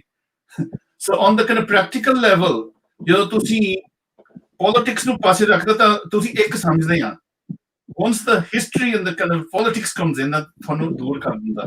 ਸੋ ਇਹੀ ਟੈਨਸ਼ਨ ਹੈਗਾ। ਪਰ ਮੈਨੂੰ ਲੱਗਦਾ 550th ਐਨੀਵਰਸਰੀ ਗੁਰੂ ਨਾਨਕ ਦੇਵ ਜੀ ਨੇ ਕਾਫੀ ਆਪਾਂ ਨੂੰ ਅੱਗੇ ਇਸ ਤੋਂ ਅੱਗੇ ਤੋਰਿਆ। ਹੁਣ ਹੋਰ ਦੇਖੋ ਅਗਲੇ ਜਨਰੇਸ਼ਨ ਦੇ ਵਿੱਚ ਕੀ ਹੁੰਦਾ। ਸਰ ਇੱਕ ਕੁਐਸਚਨ ਹੈ ਉਮਰ ਹਯਾਤ ਹੋਰਾਂ ਵੱਲੋਂ, nowadays Punjabi language is going to dead in our institutes due to colonialism. How we can save our Punjabi literature? ਹਾਂਜੀ, ਚੰਗਾ ਹੁੰਦਾ ਜੇ ਭਾਈ ਸਾਹਿਬ ਪੰਜਾਬੀ ਚ ਹੀ ਸਵਾਲ ਪਾਉਂਦੇ, ਪਰ ਚਲੋ ਕੋਈ ਨਹੀਂ। ਸੋ ਇਹ ਮੇਰਾ ਸੀਰੀਅਸ ਪੁਆਇੰਟ ਆ। ਹੁਣ ਜੇ ਮੇਰੇ ਵਰਗਾ 3 ਸਾਲ ਦੀ ਉਮਰ ਤੋਂ ਇਸ ਕੰਟਰੀ ਦੇ ਵਿੱਚ ਬਾਹਰ UK ਚ ਔਰ 12-13 ਸਾਲ ਦੀ ਉਮਰ ਤੱਕ ਪੰਜਾਬੀ ਬੋਲਣੀ ਭੁੱਲ ਗਈ ਸੀਗੀ, ਲਿਖਣੀ ਪੜ੍ਹਨੀ ਤਾਂ ਇੱਕ ਪਾਸੇ ਆ, ਫਿਰ ਅਸੀਂ ਮਹਿਸੂਸ ਕਰ ਸਕਦੇ ਹਾਂ ਵੀ ਅਸੀਂ ਪੂਰੇ ਵੀ ਨਾਟ ਅ ਫੁੱਲ ਹਿਊਮਨ ਬੀਇੰਗ ਜੇ ਅਸੀਂ ਆਪਣੀ ਮਾਂ ਬੋਲੀ ਨੂੰ ਨਹੀਂ ਜਾਣਦੇ। ਤਾਂ ਇਹਦੇ ਬਾਰੇ ਮੈਂ ਪੰਜਾਬੀਆਂ ਨੂੰ ਅਪੀਲ ਕਰੂੰਗਾ, ਜਿੱਥੇ ਮਰਜ਼ੀ ਤੁਸੀਂ ਵਸਦੇ ਦੁਨੀਆ ਚ ਨਾ, ਅਫਰੀਕਨਾਂ ਵੱਲ ਦੇਖੋ ਜਿਨ੍ਹਾਂ ਨੂੰ ਸਲੇਵਰੀ ਦੇ ਨਾਲ ਇਹਨਾਂ ਦੇ ਰੱਸਿਆਂ ਦੇ ਨਾਲ ਬੰਨ ਕੇ ਤਾਂ ਉੱਥੇ ਕੈਰੇਬੀਅਨ ਲਗਾਏ ਅਫਰੀਕਾ ਚੋਂ, ਫਿਰ ਅਮਰੀਕਾ ਚ ਲਗਾਏ, ਫਿਰ ਇਹਨਾਂ ਨੂੰ ਕ੍ਰਿਸਚੀਅਨ ਬਣਾਤਾ, ਇਹਨਾਂ ਦੇ ਨਾਂ ਬਦਲ ਦਿੱਤੇ, ਇਹਨਾਂ ਦੀ ਬੋਲੀ ਬਦਲਤੀ, ਇਹਨਾਂ ਦਾ ਪਹਿਰਾਵਾ ਸਭ ਕੁਛ ਹੀ ਸਲੇਵ ਮਾਸਟਰ ਦੇ ਨਾਂ ਦੇ ਉੱਤੇ। ਪਰ ਅੱਜ ਉਹੀ ਅਫਰੀਕਨ ਕਈ ਪੀੜ੍ਹੀਆਂ ਬਾਅਦ ਉਹ ਆਪਣੇ ਨਾਂ ਅਫਰੀਕਨ ਰੱਖਦੇ ਆ, ਉਹ ਆਪਣੀ ਬੋਲੀ ਨੂੰ ਵੀ ਪ੍ਰੋਟੈਕਟ ਕਰਦੇ ਆ। ਸੋ ਜੇ ਪੰਜਾਬੀਓ ਤੁਸੀਂ ਅੱਜ ਨਾ ਤੁਸੀਂ ਪ੍ਰੋਟੈਕਟ ਕਰਿਓ, ਤੁਹਾਡੀਆਂ ਪੀੜ੍ਹੀਆਂ ਨੇ ਤੁਹਾਨੂੰ ਗਾਲਾਂ ਕੱਢਣੀਆਂ। ਇਹ ਤੁਸੀਂ ਸਮਝੋ, ਕਿਉਂਕਿ ਤੁਸੀਂ ਜੇ ਮਾਂ ਨੂੰ ਭੁਲਾਤਾ ਤਾਂ ਤੁਸੀਂ ਸਭ ਕੁਝ ਭੁਲਾ ਲਿਆ। ਬਿਲਕੁਲ ਬਿਲਕੁਲ। ਡਾਕਟਰ ਹਰਦੀਪ ਕੌਰ ਹੋਰਾਂ ਵੱਲੋਂ ਕੁਐਸਚਨ ਹੈ ਕਿ in diaspora context as you learned the Punjabi, other communities' parents were also conscious about preserving Punjabi and send their kids to learn. ਹਾਂਜੀ ਬਿਲਕੁਲ। You see, learning Punjabi, it's not about functional ਕਿ language ਕੋਈ ਇੱਕ ਸਿਰਫ ਤੁਹਾਡੀ ਫੰਕਸ਼ਨਲਿਟੀ ਵਾਸਤੇ ਨਹੀਂ। ਜੇ ਇਹ ਗੱਲ ਹੋਗੀ ਤਾਂ ਆਪਾਂ ਸਾਰੀ ਦੁਨੀਆ 'ਚ ਇੰਗਲਿਸ਼ ਚਲੀ ਜਾਂਦੀ ਆ, ਫਿਰ ਤਾਂ ਸਾਨੂੰ ਇੰਗਲਿਸ਼ ਸਿੱਖਣੀ ਚਾਹੀਦੀ ਆ, ਫਰੈਂਚ ਸਿੱਖਣੀ ਚਾਹੀਦੀ ਆ, ਤੇ ਸਪੈਨਿਸ਼ ਸਿੱਖਣੀ ਚਾਹੀਦੀ। ਪਰ ਨਹੀਂ, ਇਹ ਬੋਲੀ ਇਹ ਤੁਹਾਡੀ ਆਤਮਾ ਦੀ ਗੱਲ ਆ, ਇਨਫੈਕਟ ਤੁਹਾਡੀ ਹੋਂਦ ਦੀ ਗੱਲ ਇੱਥੇ ਹੈਗੀ ਆ। ਠੀਕ ਆ, ਜੇ ਕਦੇ ਫਿਊਚਰ ਦੇ ਵਿੱਚ we live in a post-colonial world where everybody respects everybody as an equal human being, ਫਿਰ ਤੁਸੀਂ ਕਹਿ ਸਕਦੇ ਵੀ ਚਲੋ ਆਪਣੀ ਜਿਹੜੀਆਂ ਸਾਨੂੰ ਫਿਰ ਕੋਈ ਮਾਂ ਦੀ ਵੀ ਲੋੜ ਹੈ ਨਹੀਂ, ਕਿਉਂਕਿ ਤੁਹਾਡੀ ਆਲੇ ਦੁਆਲੇ ਕਮਿਊਨਿਟੀ ਤੁਹਾਡੀ ਮਾਵਾਂ ਬਣ ਗਈਆਂ। ਹਾਂਜੀ, ਪਰ ਇਹਨਾਂ ਨੇ ਸਾਨੂੰ ਉਹ ਕੀ ਕਹਿੰਦੇ ਪੰਜਾਬੀ ਦੇ ਵਿੱਚ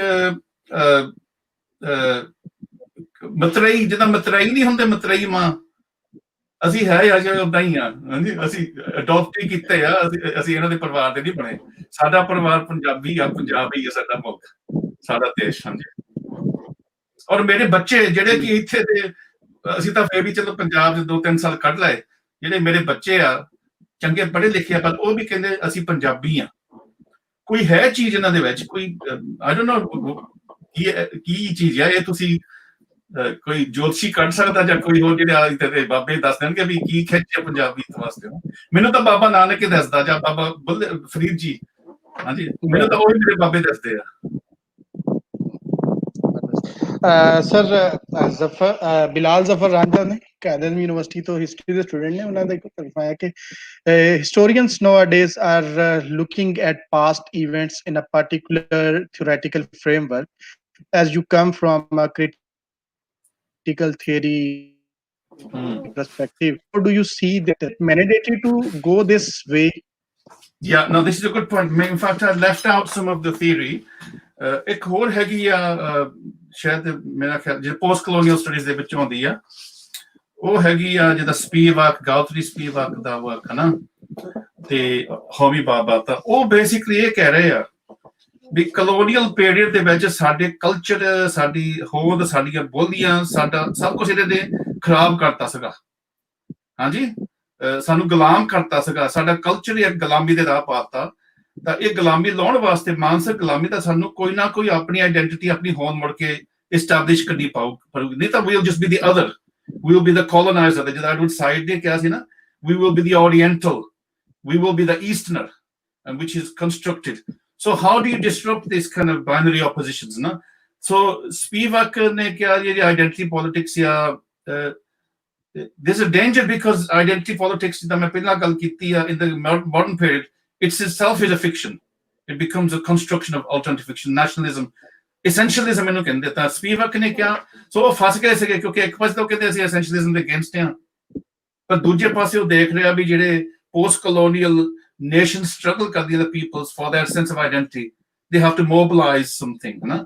ਸੋ ਉਹਨਾਂ ਨੇ strategic essentialism ਦੀ ਗੱਲ ਕੀਤੀ ਸੀ ਵੀ ਵੈਸਟ ਦੇ ਵਿੱਚ ਜਿਹੜੇ ਪੋਸਟ ਕਲੋਨੀਅਲ ਜਿਹੜੇ ਮਾਈਗ੍ਰੈਂਟਸ ਅਸੀਂ ਇੱਕ ਸਟ੍ਰੈਟੇਜਿਕਲੀ ਆਪਣੀ ਆਇਡੈਂਟੀਟੀ ਬਣਾ ਲੈਂਦੇ ਆ, ਪਰ ਉਹ ਸਿਰਫ ਇੱਕ ਲਿਮਿਟਿਡ ਰੀਜ਼ਨ ਵਾਸਤੇ ਆ। ਪ੍ਰੋਬਲਮ ਤੇ ਇਹ ਪੈਂਦੀ ਹੈ ਜੇ ਤੁਸੀਂ ਸਟ੍ਰੈਟੇਜਿਕ ਬਣ ਜਾਓ ਥੋੜੇ ਥੋਪੀ ਜਾਂਦੀ ਆ, ਫਿਰ ਤੁਸੀਂ ਲਾਉਣੀ ਔਖੀ ਹੈ ਜੇ ਤੁਸੀਂ ਇੱਕ ਵਾਰੀ ਕਹਿਤਾ ਵੀ ਅਸੀਂ ਇਹ ਚੀਜ਼ ਆ ਜਾਂ ਉਹ ਚੀਜ਼ ਆ। ਸੋ ਇਹ ਬੜਾ ਟੈਨਸ਼ਨ ਆ ਸਾਡੇ ਵਾਸਤੇ। in a sense we want to escape identity, but you know we can't if you're escaping into the boiling pot, ਫਿਰ ਨਾ ਹੀ ਤੁਸੀਂ escape ਹੋਵੋ, ਪਰ ਤੁਸੀਂ ਜਾਣਾ ਕਿੱਥੇ ਆ। It's a very for the diaspora ਬੜਾ complex ਚੀਜ਼ ਹੈਗੀ ਆ ਜੀ। ਅਸੀਂ ਸਰ ਇੱਕ ਕੁਐਸਚਨ ਹੈ ਸ਼ਸ਼ੀ ਸੂਰੀ ਹੋਰਾਂ ਵੱਲੋਂ, ਔਰ ਇਸ ਤੋਂ ਪਹਿਲੇ ਮੈਂ ਥੋੜੀ ਗੱਲ ਵੀ ਕਰ ਲਾਂ ਕਿ ਅਸੀਂ ਜਦੋਂ ਪੰਜਾਬੀ ਆਇਡੈਂਟੀਟੀ, ਪੰਜਾਬੀ ਲੈਂਗੁਏਜ ਔਰ ਪੰਜਾਬ ਦੇ ਨਾਲ ਜੁੜੀਆਂ ਹੋਈਆਂ ਚੀਜ਼ਾਂ ਦੀ ਗੱਲ ਕਰਦੇ ਹਾਂ ਤਾਂ ਇੱਕ ਦੋ ਬੰਨਿਓਂ ਬਹੁਤ ਪ੍ਰੋਮੀਨੈਂਟ ਜਿਹੜੀਆਂ ਕਮਿਊਨਿਟੀ ਸਾਮੀਆਂ ਨੇ, ਇੱਕ ਬੰਨਿਓਂ ਮੁਸਲਿਮਸ ਆਉਂਦੇ ਨੇ ਔਰ ਦੂਜੇ ਬੰਨੇ ਸਿੱਖਸ ਆਉਂਦੇ ਨੇ ਜਿਹੜੇ ਇਹ ਔਨ ਕਰਦੇ ਨੇ ਜਾਂ ਇਸ ਗੱਲ ਤੇ ਖਿਲਾਉਂਦੇ ਨੇ। ਲੇਕਿਨ ਇੱਕ ਬਹੁਤ ਵੱਡੀ ਕਮਿਊਨਿਟੀ ਜਿਹੜੀ ਹਿੰਦੂਸ ਦੀ ਹੈ ਉਹ ਕਦੀ ਉਸ ਤਰ੍ਹਾਂ ਸਾਹਮਣੇ ਨਹੀਂ ਆਏ, ਜਾਂ ਉਧਰ ਇਧਰੋਂ ਵੀ ਐਡਾ ਕੋਈ ਕਦੀ ਨਹੀਂ ਕਿ ਵੀ ਕੋਈ ਆਏ, ਲੇਕਿਨ ਕੰਮ ਕਰ ਰਹੇ ਨੇ। ਇਹ ਨਹੀਂ ਕਹਿ ਸਕਦੇ ਅਸੀਂ ਕਿ ਵੀ ਉਹ ਘੱਟ, ਲੇਕਿਨ ਘੱਟ ਨਜ਼ਰ ਆਉਂਦੇ ਨੇ, ਬਹੁਤ ਥੋੜਾ ਜਿਹੜਾ ਹੈ ਨਾ ਉਹ ਨਜ਼ਰ ਆਏ। ਇਸ ਤਰ੍ਹਾਂ ਜੈਨ ਬਹੁਤ ਘੱਟ ਨਜ਼ਰ ਆਏ ਜਾਂ ਉਹਨਾਂ ਨੇ ਕੋਈ ਇਸ ਤਰ੍ਹਾਂ ਕੀਤਾ। ਸੋ ਉਹਨਾਂ ਦਾ ਕੁਐਸਚਨ ਜਿਹੜਾ ਹੈ ਸ਼ਸ਼ੀ ਸੂਰੀ ਜੀ ਦਾ, ਉਹਨਾਂ ਨੇ ਕਿਹਾ ਕਿ ਜੀ ਤੁਹਾਡਾ ਜਿਹੜਾ ਪੰਜਾਬੀ ਹਿੰਦੂ ਡਾਇਸਪੋਰਾ ਹੈ ਉਹਦੇ ਬਾਰੇ ਉੱਥੇ ਕੀ ਵਿਊ, ਜਿਹੜਾ ਜਿੱਦਾਂ ਉਹ ਦੂਜੇ ਕਮਿਊਨਿਟੀ ਤੇ ਤੁਸੀਂ ਕਹਿੰਦੇ। ਇਹ ਕਾਫੀ ਕੰਪਲਿਕੇਟਡ ਕੁਐਸਚਨ ਹੈਗਾ। ਜੇ ਤੁਸੀਂ ਈਸਟ ਪੰਜਾਬ ਦੀ ਗੱਲ ਕਰਦੇ, ਕਿਉਂਕਿ ਅਸੀਂ ਚੱਲ ਰਹੇ ਨਹੀਂ, ਪਰ ਅਸੀਂ ਜੋ ਈਸਟ ਪੰਜਾਬੀ ਇੱਥੇ ਬਾਹਰ ਰਹਿੰਦੇ ਰਹੇ ਹਾਂ, ਜਿੱਦਾਂ ਮੈਂ ਪਹਿਲਾਂ ਗੱਲ ਕੀਤੀ ਸੀ, ਜਿਹੜੇ ਪੰਜਾਬੀ ਹਿੰਦੂ ਸੀ ਤਾਂ ਪੰਜਾਬੀ ਸਿੱਖਾਂ ਦੇ ਵਿੱਚ ਭਰਾਵਾਂ ਨਾਲ ਕੋਈ ਸ਼ੱਕ ਦੀ ਗੱਲ ਨਹੀਂ, ਠੀਕ ਆ, ਕਿਉਂਕਿ ਸਾਡੇ ਕਸਟਮ ਇੱਕੋ ਹੀ ਸੀਗੇ ਤੇ ਇੰਟਰ ਮੈਰਿਜ ਵੀ ਹੁੰਦਾ ਰਿਹਾ ਥੋੜਾ ਬਹੁਤਾ, ਪਰ ਕਾਸਟ ਦਾ ਵੀ ਆ ਜਾਂਦਾ ਸੀ ਵੀ ਜੱਟਾਂ ਨੇ ਵਿਆਹਣਾ, ਛਿੰਬਿਆਂ ਨੇ ਵਿਆਹਣਾ। ਇਹ ਕਾਸਟ ਸਿਸਟਮ ਦਾ ਚੱਲਦਾ ਸੀ। In fact the caste loyalties in some senses have been stronger than the religious dimension. Interesting ਚੀਜ਼ ਹੈ ਵੀ ਜੇ ਤੁਸੀਂ ਮਲੇਸ਼ੀਆ, ਸਿੰਗਾਪੁਰ ਜਾਂਦੇ ਆ, ਕਿਉਂਕਿ ਉੱਥੇ ਬਹੁਤ ਪੁਰਾਣੀ ਸਿੱਖ ਡਾਇਸਪੋਰਾ, ਉੱਥੇ ਕਹਿੰਦੇ ਜਿਹੜੇ ਦੁਆਬੀਆ, ਮਾਝਾ ਜਾਂ ਇੱਧਰ ਸਿਆਲਕੋਟੀ, ਉਹਨਾਂ ਦੀ ਇਹ ਡਿਵੀਜ਼ਨ ਹੁੰਦੀਆਂ ਸੀਗੀਆਂ ਵੀ ਅਸੀਂ ਪੰਜਾਬ ਦੇ ਕਿਹੜੇ ਰੀਜਨ ਤੋਂ ਆ, ਤਾਂ ਉਹ ਵਿਆਹ ਵੀ ਆਪਣੇ ਰੀਜਨ ਦੇ ਵਿੱਚ ਹੀ ਕਰਦੇ ਸੀ। ਇਸ ਦੁਆਬੀਆਂ ਨੇ ਕਰਨੇ, ਮਝੈਲਾਂ ਨੇ ਕਰਨੇ। ਸੋ ਇਹ ਡਿਵੀਜ਼ਨਸ ਡਿਫਰੈਂਟ ਹਿਸਟੋਰੀਕਲ ਟ੍ਰੈਜੈਕਟਰੀਜ਼ ਹੁੰਦੀਆਂ ਨਾ। ਬਟ 84 ਦੇ ਵਿੱਚ ਇੱਥੇ ਕਾਫੀ ਬਹੁਤ ਵੱਡੀ ਦਫਾੜ ਆ ਗਈ ਸੀਗੀ, ਕੋਈ ਸ਼ੱਕ ਦੀ ਗੱਲ ਨਹੀਂ। ਇੰਦਰਾ ਗਾਂਧੀ ਦੇ ਉਸ ਤੋਂ ਬਾਅਦ ਵੀ ਦਰਬਾਰ ਸਾਹਿਬ ਦੇ ਅਟੈਕ ਤੋਂ, ਤੇ ਉਦੋਂ ਸਾਡੀ ਪੰਜਾਬੀ ਮੁਸਲਮਾਨਾਂ ਦੇ ਨਾਲ ਨੇੜਤਾ ਪੈਦਾ ਹੋ ਗਈ, ਕਿਉਂਕਿ ਸਾਨੂੰ ਇਹ ਸਕਦਾ ਸੀ ਵੀ ਜੇ ਕੋਈ ਸਾਡੀ ਪੰਜਾਬੀ ਸਿੱਖਾਂ, ਈਸਟ ਪੰਜਾਬ ਦੇ ਸਿੱਖਾਂ ਦੀ ਗੱਲ ਜੇ ਕੋਈ ਕਰਦਾ ਤਾਂ ਪੰਜਾਬੀ ਮੁਸਲਮਾਨ, ਤਾਂ ਉਧਰ ਕਸ਼ਮੀਰ ਦੇ ਨਾਲ ਵੀ ਸਾਡੀ ਕਾਫੀ, ਕਿਉਂਕਿ ਕਸ਼ਮੀਰ ਵੀ ਆਪਣੀ ਗੁਲਾਮੀ ਮਹਿਸੂਸ ਕਰਦਾ ਸੀ। ਪਰ even so it's a tricky one. ਤੇ ਯੂ ਨੋ ਈਵਨ ਜੇ ਤੁਸੀਂ ਹਿਸਟੋਰੀਕਲੀ ਦੇਖਦੇ ਆ, early part of the 20th century, ਜਿੱਦਾਂ ਆਰੀਆ ਸਮਾਜ ਮੂਵਮੈਂਟ ਸੀਗੀ, ਵੱਖਰੀਆਂ ਸਿੰਘ ਸਭਾ ਲਹਿਰਾਂ ਵੀ ਸੀਗੀਆਂ, ਤਾਂ ਉਹਨਾਂ ਦੇ ਵਿੱਚ ਵੀ ਪੋਲੀਟੀਕਲ ਟੈਂਸ਼ਨ ਸੀਗੇ। But on the ground level ਮੈਨੂੰ ਲੱਗਦਾ ਨਹੀਂ ਵੀ ਕੋਈ ਬਾਲੇ amenities ਹੈਗੀਆਂ। It tends to be played at the level of political organization। ਸਾਨੂੰ ਤਾਂ ਮੁਸਲਮਾਨਾਂ ਤੋਂ ਬੜਾ ਡਰਾਇਆ ਸੀਗਾ, ਪਰ ਜਦੋਂ ਇੱਕ ਵਾਰੀ ਸਾਡੇ ਅਸੀਂ ਇੱਕ ਦੂਜੇ ਦੇ ਵਿਹੜਿਆਂ ਚ, I grew up with my Muslim friends, so confusions ਹੈਗੇ ਆ। But every generation brings hope. ਮੈਨੂੰ ਲੱਗਦਾ every new generation brings some hope, ਪਰ ਉਹਨਾਂ ਨੂੰ ਫਿਰ ਪੋਲੂਟ ਕੀਤਾ ਜਾਂਦਾ ਪੋਲੀਟੀਸ਼ੀਅਨਾਂ ਨੇ। Also the internet ਦੇ ਨਾਲ ਕੁਝ ਹੈ ਚੇਂਜਸ ਆ ਰਹੀਆਂ ਜੀ। ਅਸੀਂ ਪਿਛਲੇ ਦਿਨਾਂ ਜਿਹੜੀ ਜੈਨ ਟੈਂਪਲਸ ਦੇ ਉੱਪਰ ਗੱਲ ਕੀਤੀ ਸੀ, ਬਾਬਾ ਜੀ ਇਕਬਾਲ ਕੈਸਰ ਨੇ ਜਿਹੜੇ ਪੰਜਾਬ ਵਿੱਚ ਸਨ ਔਰ ਇੱਧਰ ਪਾਕਿਸਤਾਨ ਦੇ ਵਿੱਚ ਯਾਨੀ ਉਹਨਾਂ ਨੇ ਪੰਜਾਬ ਤੋਂ ਲੈ ਕੇ ਤੇ ਥਰਪਾਰਕਰ ਤੱਕ, ਨੰਗਲ ਪਾਰ ਤੱਕ, ਸਿੰਧ ਤੱਕ ਸਾਰੇ ਦੱਸੇ। ਇਸ ਤੋਂ ਬਾਅਦ ਅਸੀਂ ਕਾਫੀ ਦਿਨਾਂ ਤੋਂ ਯਾਨੀ ਲੈਕਚਰ ਸੀਰੀਜ਼ ਦੇ ਵਿੱਚ ਬਹੁਤ ਸਾਰੀਆਂ ਗੱਲਾਂ ਕਰਦੇ ਕਿ ਇਸ ਚੀਜ਼ ਤੇ ਸਾਨੂੰ ਨਹੀਂ ਕੋਈ ਸਕਾਲਰਸ ਮਿਲ ਰਹੇ ਜਾਂ ਕਿਸੇ ਦੇ ਨਜ਼ਰ 'ਚ ਕੋਈ ਹੋਏ ਕਿਤਾਬ ਜਾਂ ਗੱਲ ਤੇ ਸਾਨੂੰ ਜ਼ਰੂਰ ਦੱਸਣ। ਉਹਨਾਂ ਦੇ ਵਿੱਚ ਇੱਕ ਸਰ ਬਹੁਤ ਅਹਿਮ ਇੱਕ ਜਿਹੜੀ ਸਾਡੇ ਕੋਲ ਚੀਜ਼ ਅਜੇ ਤੱਕ ਸਾਨੂੰ ਨਹੀਂ ਮਿਲੀ, ਉਹ ਬੁੱਧਿਸਟ ਸਾਈਟਸ ਨੇ ਪੰਜਾਬ ਦੇ ਵਿੱਚ। ਬੁੱਧਿਸਟ ਸਾਈਟਸ ਨਾਲ ਕੀ ਹੋਇਆ, ਬੁੱਧਿਸਟ ਕਿੰਨੇ ਸਨ, ਕਿੱਧਰ ਗਏ, ਕੀ ਬਣਿਆ ਉਹਨਾਂ ਦੇ ਨਾਲ। ਉਹ ਇੱਥੇ ਸਨ ਪੰਜਾਬ 'ਚ, ਪਰ ਉਹਨਾਂ ਦੇ ਕੌਣ ਕਿਹੜੇ ਕਿਹੜੇ ਸਥਾਨ ਸਨ ਜਾਂ ਕਿੱਥੇ ਉਹ ਰਹੇ, ਪਰ ਉਹਦੇ ਬਾਰੇ ਕੁਝ ਨਹੀਂ ਮਿਲਦਾ। ਜੈਨ ਮਤ ਦੇ ਬਾਰੇ ਵੀ ਸਾਨੂੰ ਥੋੜਾ ਬਹੁਤਾ ਮਿਲਿਆ, ਉਹ ਵੀ ਬਾਬਾ ਜੀ ਇਕਬਾਲ ਕੈਸਰ ਨੇ ਪਿਛਲੇ ਦਿਨਾਂ 'ਚ ਜਿਹੜੀ ਉਹਨਾਂ ਦੀ ਬੁੱਕ ਆਈ ਉਜੜੇ ਦਰਾਂ ਦੇ ਦਰਸ਼ਨ, ਉਹਨਾਂ ਵਿੱਚ ਉਹਨਾਂ ਨੇ ਕੁਝ ਲੱਭਿਆ, ਜਿੱਦਾਂ ਸਿਆਲਕੋਟ ਦੇ ਵਿੱਚ ਉਹਨਾਂ ਨੇ ਮਹਾਵੀਰ ਦੇ ਆਉਣ ਦਾ ਦੱਸਿਆ ਔਰ ਮੁਖਤਲਿਫ।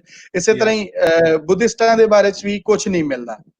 ਨਹੀਂ, ਉਹ ਜਿੱਦਾਂ ਮੈਂ ਆਮ ਨਾਟ ਰੀਅਲੀ ਅ ਕਲਚਰਲ ਐਂਥਰੋਪੋਲੋਜਿਸਟ ਨਾ, ਇਸ ਪਾਸੇ ਮੇਰਾ ਨਹੀਂ, ਪਰ ਜਿੱਦ ਤੱਕ ਮੈਨੂੰ ਪਤਾ ਵੀ ਬੁੱਧਿਸਟ ਤਾਂ ਇੰਡੀਆ 'ਚ ਵੀ ਵਾਈਪ ਆਊਟ ਕਰਤੇ ਸੀਗੇ, ਇਹਦੇ push them to the north ਨਾ। ਤੇ ਅਸ਼ੋਕਾ ਤੋਂ ਬਾਅਦ ਉਦੋਂ ਤਾਂ was the high point of Buddhist ਨਾ ਪ੍ਰੈਜ਼ੈਂਸ ਅਕ੍ਰੋਸ ਦ ਰੀਜਨ। ਤੇ ਪਰ ਇਹਦੀ ਜੇ ਰਿਸਰਚ ਕਰਨ ਦੀ ਲੋੜ ਹੈਗੀ ਆ। ਬਾਹਰ ਇੱਥੇ ਡਾਇਸਪੋਰਾ ਦੇ ਵਿੱਚ ਬਹੁਤੇ ਸਾਨੂੰ ਪੰਜਾਬੀ ਬੁੱਧਿਸਟ ਐਸੋਸੀਏਸ਼ਨ ਨਹੀਂ ਮੈਂ ਜਾਣਦਾ ਕੋਈ। ਜੇ ਇੱਥੇ ਬਹੁਤੇ ਬੁੱਧਿਸਟ ਆ ਉਹ ਤਿੱਬਤਨ ਤੋਂ ਹੈਗੇ, ਗੋਰੇ ਨਾਲ ਰਲ ਜਾਂਦੇ ਆ ਇੱਥੇ, ਪਰ ਮੈਂ ਪੰਜਾਬੀ ਬੁੱਧਿਸਟ ਹੋਊਗੇ। ਪਰ ਕੁਝ ਕੁ ਜਿਹੜੇ ਜਿੱਦਾਂ ਤੁਸੀਂ ਕਹਿ ਸਕਦੇ ਲੋਅ ਕਾਸਟ ਜਿਹੜੇ ਪੰਜਾਬੀ ਲੋਕ ਸੀ ਜਿਹਨਾਂ ਦੇ ਨਾਲ ਨਫ਼ਰਤ ਕੀਤਾ ਜਾਂਦਾ ਸੀ, ਉਹਨਾਂ ਚੋਂ ਕੁਝ ਬੁੱਧਿਸਟ ਬਣ ਗਏ ਸੀਗੇ। ਜਾਂ ਓਬਵੀਅਸਲੀ ਜਦੋਂ ਆਪਾਂ ਕੀ ਸੀ ਉਹਦਾ ਨਾਮ, ਬੁੱਧਿਸਟ ਦਾ ਜਿਹੜਾ ਲੀਡਰ ਸੀਗਾ, ਉਹਨਾਂ ਨੇ ਫਿਰ ਕਿਹਾ ਸੀ ਵੀ ਤੁਸੀਂ ਬੁੱਧਿਸਟ ਬਣ ਜਾਓ, ਕੀ ਮੈਨੂੰ ਹੁਣ ਨਹੀਂ ਚੇਤਾ ਭੁੱਲ ਗਿਆ। ਸੋ ਦੇਰ ਹੈਵ ਬੀਨ ਹਾਂਜੀ ਬਾਬਾ ਅੰਬੇਦਕਰ ਨੇ ਫਿਰ ਕਿਹਾ ਸੀ ਵੀ, ਕਿਉਂਕਿ ਉਹ ਵੀ ਬੜੀ ਇੱਕ ਇੰਟਰਸਟਿੰਗ ਆ ਵੀ ਕਿਸ ਤਰ੍ਹਾਂ ਉਹਦੀ ਡਾਇਲੋਗ ਹੋਈ ਸੀ ਸਿੱਖਾਂ ਦੇ ਨਾਲ ਵੀ, ਤਾਂ ਫਿਰ ਉਹਨਾਂ ਨੇ ਬੁੱਧਿਜ਼ਮ ਦਾ ਰਾਹ ਚੁਣਿਆ ਸੀ। ਸੋ I'm sure there's more research to be done on this aspect here, but caste is very much interwound in this kind of issue. Iqbal other Bhatt ਸਾਹਿਬ ਨੇ ਇੱਕ ਕੁਐਸਚਨ ਕੀਤਾ ਕਿ ਜੀ ਤੁਹਾਡਾ ਕੀ ਖਿਆਲ ਹੈ ਕਿ ਕਿਸੇ ਕਲਚਰਲ ਗਰੁੱਪ ਲਈ ਸਟੇਟ ਦਾ ਹੋਣਾ ਜ਼ਰੂਰੀ ਹੈ? ਨਹੀਂ, ਬਿਲਕੁਲ। ਮੈਂ ਤਾਂ ਗੱਲ ਉਹੀ ਕੀਤੀ ਸੀਗੀ ਵੀ ਸਟੇਟ ਦਾ ਕੋਈ ਕਲਚਰ ਦੇ ਨਾਲ ਬੜਾ ਲਿੰਕ ਨਹੀਂ ਹੁੰਦਾ, ਪਰ ਉਹ ਬਣਾਉਂਦੇ ਤਾਂ ਹੁੰਦਾ ਵੀ ਖਰਿਆ ਸਾਰੇ ਹੀ ਇਸ ਚੀਜ਼ ਨਾਲ ਸਹਿਮਤ ਆ ਨਾ। ਉਹ ਕਿਉਂਕਿ ਪੋਲੀਟੀਕਲ ਆਰਗੇਨਾਈਜੇਸ਼ਨ ਦੀ ਇਹੀ ਤਾਂ ਆਪਾਂ ਜਦੋਂ ਗੱਲ ਕਰਦੇ ਸੀ ਐਂਟਨੀ ਸਮਿਥ ਜਾਂ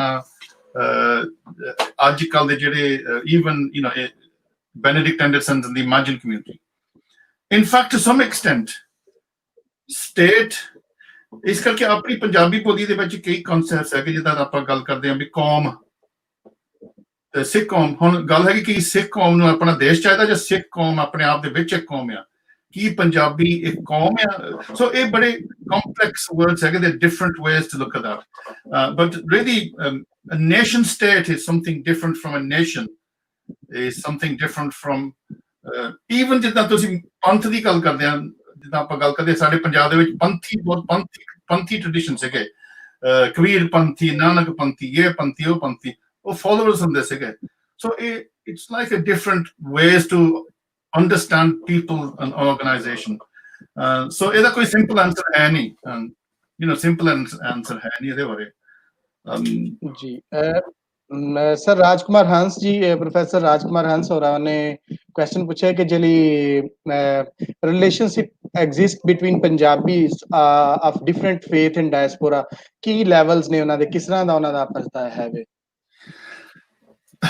ਜਿੱਦਾਂ ਮੈਂ ਗੱਲ ਕੀਤੀ ਇਟਸ ਕੁਆਇਟ ਕੰਪਲੀਟੇਬਲ, ਕਿਉਂਕਿ ਜਦੋਂ ਨਾ ਪੰਜਾਬੀ ਬੋਲਣ ਲੱਗ ਪੈਂਦਾ ਉਹਦੇ ਦਿਲ ਦੀ ਫੇ ਇੱਕ ਕਨੈਕਸ਼ਨ ਬਣ ਜਾਂਦਾ।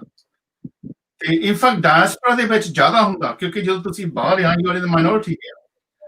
ਤੇ ਹੁਣ ਮੈਂ ਤੁਹਾਨੂੰ ਇੱਕ ਸਟੋਰੀ ਦੱਸਦਾ ਜਿਹਨਾਂ ਦੀ ਗੱਲ ਆ। ਮੈਂ ਤਾਂ ਮੇਰੀ ਵਾਈਫ ਅਸੀਂ ਪੈਰਿਸ ਗਏ ਸੀਗੇ ਫॉर ਵੀਕਐਂਡ ਹੌਲੀਡੇ ਬ੍ਰੇਕ। ਹਾਂਜੀ, ਪੈਰਿਸ ਫਰਾਂਸ ਦੇ ਵਿੱਚ ਹਵਾਈ ਜਹਾਜ਼ ਦੇ ਵਿੱਚ ਘੰਟੇ ਦੀ ਵਾਰ ਗਿਆ। ਤੇ ਉਹ ਦਿਨ ਸੰਡੇ ਸੀਗਾ, ਬਹੁਤੀਆਂ ਦੁਕਾਨਾਂ ਬੰਦ ਹੁੰਦੀਆਂ, ਤਾਂ ਅਸੀਂ ਲੱਭੀ ਇੱਕ ਖਾਣ ਲਈ ਸਾਨੂੰ ਜਗ੍ਹਾ ਮਿਲ ਜਾਵੇ। ਹਾਂਜੀ, ਤੇ ਲੱਭੀ ਨਹੀਂ ਤੇ ਅਸੀਂ ਮੁੜ ਕੇ ਹੋਟਲ ਜਾ, ਫਿਰ ਮੇਰੀ ਵਾਈਫ ਨੇ ਦੇਖ ਲਈ, ਕਹਿੰਦੀ ਇੱਥੇ ਇੱਕ ਰੈਸਟੋਰੈਂਟ ਆ। ਮੈਂ ਕਿਹਾ ਬੰਦ ਲੱਗਦੀ, ਕਹਿੰਦੀ ਕੋਈ ਨਾ ਆਪਾਂ ਡੋਰ ਕਰਕੇ ਦੇਖ ਲੈਂਦੇ ਆ। ਪੰਜਾਬੀ ਅਸੀਂ ਡੋਰ ਕੀਤੀ ਤਾਂ ਉਹਨੇ, ਸਾਡਾ ਪੰਜਾਬੀ ਸੀਗਾ, ਮੁਸਲਮਾਨ ਸੀਗਾ ਭਰਾ ਸਾਡਾ। ਮੈਂ ਕਿਹਾ ਵੀ ਇੱਥੇ ਭਾਜੀ ਕੋਈ ਖਾਣ ਖੂਣ ਲਈ, ਕਹਿੰਦਾ ਬੰਦ ਆ, ਅੱਜ ਸੰਡੇ ਇਹਨਾਂ ਦਾ ਬੰਦ ਹੁੰਦਾ। ਮੈਂ ਕਿਹਾ ਅਸੀਂ ਆਏ, ਕਹਿੰਦਾ ਏਦਾਂ ਕਰ ਤੂੰ ਆ ਜਾਓ ਉੱਧਰ, ਆ ਜਾਓ। ਤੇ ਉਹਨਾਂ ਨੇ ਤੁਸੀਂ ਇੰਨਾ ਸਾਨੂੰ ਖਾਣਾ ਬਣਾ ਕੇ ਦਿੱਤਾ, ਔਰ ਬੜੇ ਪਿਆਰ ਦੇ ਨਾਲ ਲੈਚੀ ਦੀ ਚਾਹ ਦਿੱਤੀ, ਜਿਹੜੇ ਚੀਜ਼ ਅਸੀਂ ਸੁੱਖ ਨਹੀਂ ਲੈ ਸਕਦੇ ਸੀ ਉਹਨੂੰ ਪਤਾ ਸੀ। ਹਾਂਜੀ, ਬੜੇ ਪਿਆਰ ਦੀਆਂ ਜੱਫੀਆਂ ਪਾ ਕੇ। ਤੇ ਮੈਨੂੰ ਮਹਿਸੂਸ ਹੋਇਆ ਵੀ ਮੈਨੂੰ ਆਪਣਾ ਭਰਾ ਮਿਲਿਆ ਇੱਥੇ, ਅਸਲੀ ਭਰਾ ਮਿਲਿਆ। ਸੋ ਇਹ ਬਾਹਰ ਏਦਾਂ ਹੁੰਦਾ, ਬਾਹਰ ਤੁਹਾਡੀ ਸਾਡੀ ਨੈਟ ਨਹੀਂ ਪੰਜਾਬੀਆਂ ਦੀ, ਕਿਉਂਕਿ ਸਾਡੀ ਖੁਦ ਹੀ ਇੱਕ ਆ। ਤੇ ਜਦੋਂ ਤੁਹਾਡੀ, ਸੋ ਇਹ ਬਿਲਕੁਲ ਠੀਕ ਆ। There are obviously politics and politicians and divisions, but vast majority of the diaspora, Punjabi, Hindu, Sikh,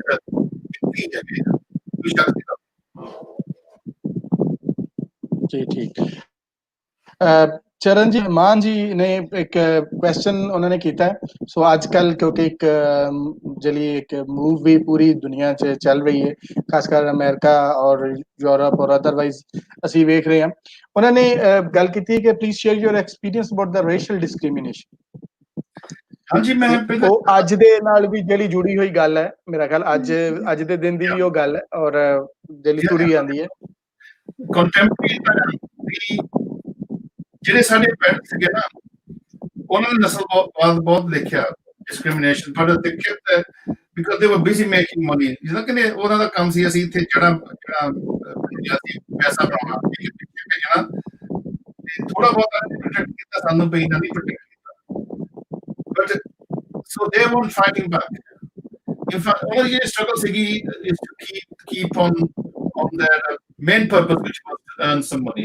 Migrants labor ਦਾ ਹੀ ਕੰਮ ਹੁੰਦਾ, migrants ਜਿਹੜੇ ਹੁੰਦੇ ਆ। ਪਰ ਅਸੀਂ ਤਰੱਕੀ ਕਰ ਗਏ, ਤਰੱਕੀ ਕੀਤੀ, ਪਰ ਅਸੀਂ ਆਪਣੇ ਹੱਕਾਂ ਵਾਸਤੇ ਵੀ ਲੜੇ ਆ। ਸ਼ਾਇਦ ਜੇ ਹੱਕ ਨਾਲ ਲੈਂਦੇ ਤਾਂ ਤਰੱਕੀ ਵੀ ਨਹੀਂ ਬਣਨੀ ਸੀ ਨਾ। ਪਰ ਅੱਜ ਵੀ ਬਹੁਤ ਹੀ ਯੂਨੀਵਰਸਿਟੀਆਂ ਦੇ ਵਿੱਚ ਡਿਸਕ੍ਰਿਮੀਨੇਸ਼ਨ ਬਹੁਤ ਹੁੰਦਾ। ਜਿਹਦੇ ਵਿੱਚ ਸਾਡੇ ਵੱਡੀਆਂ ਯੂਨੀਵਰਸਿਟੀਆਂ ਤੁਸੀਂ ਡਾਕਟਰ ਦੇ ਸਾਰੇ ਵਾਈਟ ਸਕਿਨ ਹੈਗੇ ਆ। ਤੇ ਇਨਫੈਕਟ ਮੇਰੀ ਜਿਹੜੀ ਬਹੁਤ ਹੀ ਰਿਸਰਚ ਹੈ ਇਸ ਫੀਲਡ ਦੇ, there's a big process for decolonization. I don't know, statues, ਲਾਏ ਆ ਉਹਨਾਂ ਨੇ slave owners। ਇਨਫੈਕਟ ਉਹਨਾਂ ਦੀ ਇੱਥੇ ਇੱਕ ਮੂਵਮੈਂਟ ਆ ਗਈ ਆ, ਔਰ ਅਮਰੀਕਾ ਤੋਂ ਹੀ ਆਈ ਆ, ਜੋ ਇੱਥੇ ਉੱਥੇ ਕਿਲਿੰਗ ਹੋਈ ਆ, ਕਿ ਆਪਾਂ ਯੂਨੀਵਰਸਿਟੀਜ਼ ਨੂੰ ਡੀਕੋਲੋਨਾਈਜ਼ ਕਰੀਏ, ਹਿਸਟਰੀ ਨੂੰ ਡੀਕੋਲੋਨਾਈਜ਼ ਕਰੀਏ, ਆਪਾਂ ਈਵਨ ਸਾਇੰਸ ਨੂੰ, ਮੈਡੀਸਿਨ ਨੂੰ ਕਰੀਏ। So both symbolically and the curriculum, ਪਰ ਇਹ ਹੋਣ ਨਹੀਂ ਦੇਣਾ, ਕਿਉਂਕਿ ਇਹਨਾਂ ਦੀ ਹੈਜੇਮਨੀ ਹੈਗੀ ਆ। ਜੇ ਡੀਕੋਲ ਇਹ ਕਰੇ ਵੀ ਹੁਣ ਸਾਡੀ ਸ਼ਕਤੀ ਚਲ ਜਾਊਗੀ, this got a power in the cultural sphere. So tensions ਤਾਂ ਬਹੁਤ ਹੈਗੇ ਆ ਇਸ ਟਾਈਮ ਤੇ, ਇੰਨੇ ਟੈਂਸ਼ਨ ਨਹੀਂ ਹੋਏ ਜਿੰਨੇ ਐਤਕੀ ਆ। There are spontaneous protests in the streets, ਹਾਲੇ ਤਾਂ ਪੀਸਫੁਲ ਆ, ਪਰ ਹੁਣ ਰੀਸੈਂਟਲੀ ਇੱਥੇ ਜਿਹੜੇ ਨਸਲਵਾਦੀ ਗੋਰੇ ਆ, ਜਿਹਦਾ ਰੇਸ਼ਿਸਟ ਐਕਸਟ੍ਰੀਮ ਰਾਈਟ ਵਿੰਗ, ਉਹ ਕਹਿੰਦੇ ਅਸੀਂ ਵੀ ਹੁਣ ਜਲੂਸ ਕੱਢਣੇ, ਅਸੀਂ ਵੀ ਹੁਣ ਇਹਨਾਂ ਦੇ ਖਿਲਾਫ। ਸਪੈਸ਼ਲੀ ਕਦੇ ਪਿੱਛੇ ਪਾਰਲੀਮੈਂਟ ਦੇ ਵਿੱਚ ਚਰਚਿਲ ਦੇ ਸਟੈਚੂ ਤੇ ਇਹਨਾਂ ਨੇ ਸਪਰੇ ਮਾਰੀ ਆ, ਇਹ ਰੇਸਿਸਟ ਸੀ। ਇਹ ਪ੍ਰਵੋਕ ਹੋ ਗਏ ਇਹਨਾਂ ਦੇ ਜਿਹੜੇ ਹੈਗੇ ਆ। ਸੋ ਪਤਾ ਨਹੀਂ ਕਿੱਥੇ ਗੱਲ ਨਿਬੜੂਗੀ। ਇੱਕ ਤਾਂ ਆਹ ਮੁਸਲਮਾਨਾਂ ਤੇ ਬਹੁਤ 9/11 ਕਰਕੇ ਜਾਂ ਆਈਸਿਸ ਕਰਕੇ ਉਹਨਾਂ ਤੇ ਬਹੁਤ ਸ਼ੱਕ ਕੀਤੀ ਜਾਂਦੀ ਹੈ ਵੀ ਇਹ ਇਹਨਾਂ ਦੇ ਵਿੱਚੋਂ ਟੈਰਰਿਸਟ ਆ। ਸਿੱਖਾਂ ਦੇ ਨਾਲ ਹੁਣ ਸਾਡੇ ਨਾਲ ਵੀ ਇਹ ਕਰ ਰਹੇ, ਕਿਉਂਕਿ ਇੰਡੀਅਨ ਗਵਰਨਮੈਂਟ ਪ੍ਰੋਪੇਗੈਂਡਾ ਕਰਦੀ ਹੈ ਵੀ ਜਿਹੜੇ ਬਾਹਰੇ ਸਿੱਖ ਬੈਠੇ ਆ ਇਹ ਪਲੋਟ ਕਰਦੇ ਇੰਡੀਅਨ ਨੂੰ ਰੋਲ ਕਰਦੇ। ਹਾਂਜੀ, ਬਹੁਤ ਐਵੇਂ ਕਹਾਣੀਆਂ ਬਣਾਈ ਜਾਣੀਆਂ। ਸੋ ਵੀ ਡੂ ਬੇਸ਼ੱਕ ਸਾਨੂੰ ਇੱਥੇ ਹੁਣ ਤੀਜੀਆਂ ਪੀੜ੍ਹੀਆਂ ਹੋ ਗਈਆਂ, ਪਰ ਅਜੇ ਵੀ ਸਾਡੇ ਬੱਚੇ ਕਹਿੰਦੇ ਇੱਥੇ ਨਸਲਵਾਦ ਅਸੀਂ ਸਾਹਮਣਾ ਕਰਨਾ ਪੈਂਦਾ, ਜੋਬਾਂ ਦੇ ਵਿੱਚ ਵੀ ਤਾਂ ਐਵਰੀਡੇ ਵੀ। ਪਰ ਏਦਾਂ ਨਹੀਂ ਹੈਗਾ ਵੀ ਅਸੀਂ ਬਾਹਰ ਸੜਕੋਂ ਤੋਂ ਅਸੀਂ ਡੇਂਜਰ ਮਹਿਸੂਸ ਕਰਦੇ ਤਾਂ ਨਹੀਂ, ਅਸੀਂ ਡਿਫੈਂਡ ਵੀ ਕਰ ਸਕਦੇ ਹਾਂ। ਪੰਜਾਬੀ ਲੋਕ, ਇਹ ਗੋਰਿਆਂ ਨੂੰ ਪੰਜਾਬੀਆਂ ਦੇ ਡੰਡੇ ਦੇ ਬਾਰੇ ਪਤਾ।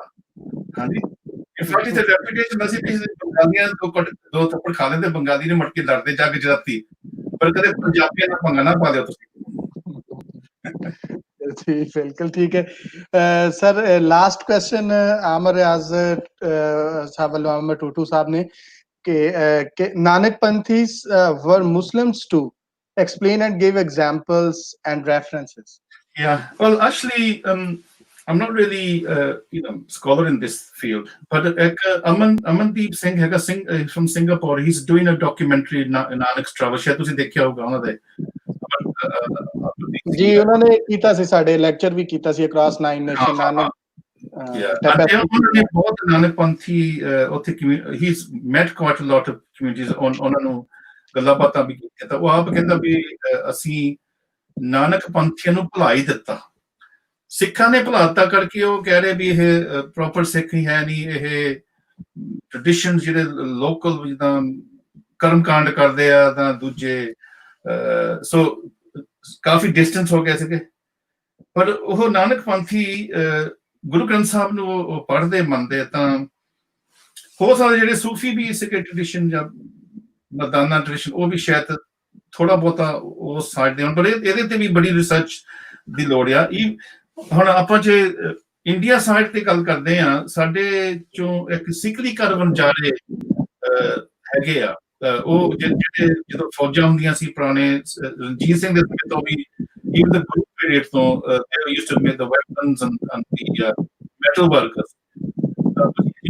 ਪੰਜਾਬੀ ਸਾਹਮ ਕਰ ਸਕਦੇ ਕਿੰਨੀ ਹੋ ਗਈ ਉਹਨਾਂ ਦੀ ਸਪੋਰਟ ਦੀ ਆਰਮੀਜ਼। ਕਹਿੰਦੇ ਮਹਾਰਾਸ਼ਟਰ ਦੇ ਵਿੱਚ, ਸਾਊਥ ਇੰਡੀਆ ਦੇ ਵਿੱਚ ਕਾਫੀ ਪਿੰਡਾਂ ਦੇ ਪਿੰਡ ਹੈਗੇ ਆ, ਪਰ ਉਹਨਾਂ ਦੀ ਵੀ ਕੋਈ ਪਛਾਣ ਨਹੀਂ ਹੁੰਦੀ। ਸੋ ਇਹ ਇੱਕ ਸ਼ੱਕ ਦੀ ਗੱਲ ਨਹੀਂ ਵੀ ਸਾਡੇ ਪੰਜਾਬੀ ਬੇਸ਼ੱਕ ਉਹ ਸੂਫੀ ਗਏ ਬਾਹਰ ਜਾਂ ਸਿੱਖ ਗੁਰੂ ਗਏ ਜਾਂ ਜਿਸ ਤਰ੍ਹਾਂ ਵੀ, ਉਹਨਾਂ ਦੀ ਜ਼ਰੂਰ ਇਨਫਲੂਐਂਸ ਹੈਗੀ ਆ, ਜਿੱਦਾਂ ਹੁਣ ਸੂਫੀ ਮਿਊਜ਼ਿਕ ਦੀ ਇਨਫਲੂਐਂਸ ਹੈਗੀ ਆ, ਤਾਂ ਉੱਥੇ ਲੋਕਲ ਕਮਿਊਨਿਟੀਜ਼ ਹੋ ਗਈਆਂ, ਪਰ ਉਹਨਾਂ ਦੀ ਕੋਈ ਰਿਸਰਚ ਨਹੀਂ ਕੀਤੀ। ਇਹਦੀ ਵੀ ਬਹੁਤ ਵੱਡੀ ਜ਼ਰੂਰਤ ਆ ਵੀ ਈਵਨ ਵਿਦਿਨ ਭਾਰਤ ਦੇ ਵਿੱਚ ਪੰਜਾਬੀ ਪੰਜਾਬੀ ਕਿਸ ਤਰ੍ਹਾਂ ਆਪਣੀ ਲਾਈਫ ਕੀਤਾ।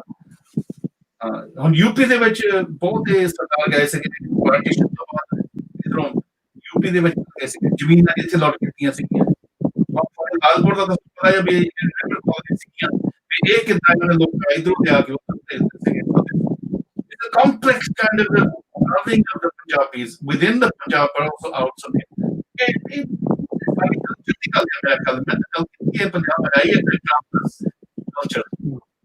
ਜੀ ਸਰ ਬਹੁਤ ਸ਼ੁਕਰੀਆ।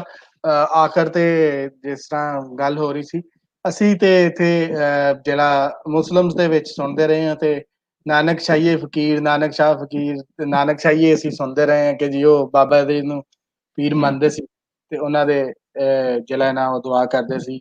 ਅਜੇ ਤੱਕ ਵੀ ਪਿੰਡਾਂ ਦੇ ਵਿੱਚ ਉਹਨਾਂ ਦਾ ਨਾਂ ਲਿਆ ਜਾਂਦਾ ਹੈ, ਪਿੰਡਾਂ ਦੇ ਨਾਂ ਜਿਹੜੇ ਨੇ ਉਹ ਉਹਦੇ ਵੀ ਉਹੀ ਉਸੇ ਤਰ੍ਹਾਂ ਹੀ ਰੱਖੇ ਜਾਂਦੇ ਨੇ। ਸਾਡੇ ਲਾਲਪੁਰ ਦੇ ਵਿੱਚ ਗੁਰੂ ਨਾਨਕਪੁਰ ਹੈ, ਗੋਬਿੰਦਪੁਰ ਹੈ, ਇਸ ਤਰ੍ਹਾਂ ਬਹੁਤ ਸਾਰੇ ਨਾਂ ਜਿਹੜੇ ਨੇ, ਸੰਤਪੁਰ ਹੈ, ਚੰਚਲ ਵਾਲਾ ਹੈ, ਸੁੰਦਰ ਸਿੰਘ ਵਾਲਾ ਹੈ, ਇਹ ਸਾਰੇ ਨਾਂ ਅਜੇ ਤੱਕ ਜਿਹੜੇ ਨੇ ਨਾ ਲੋਕਾਂ ਨੇ।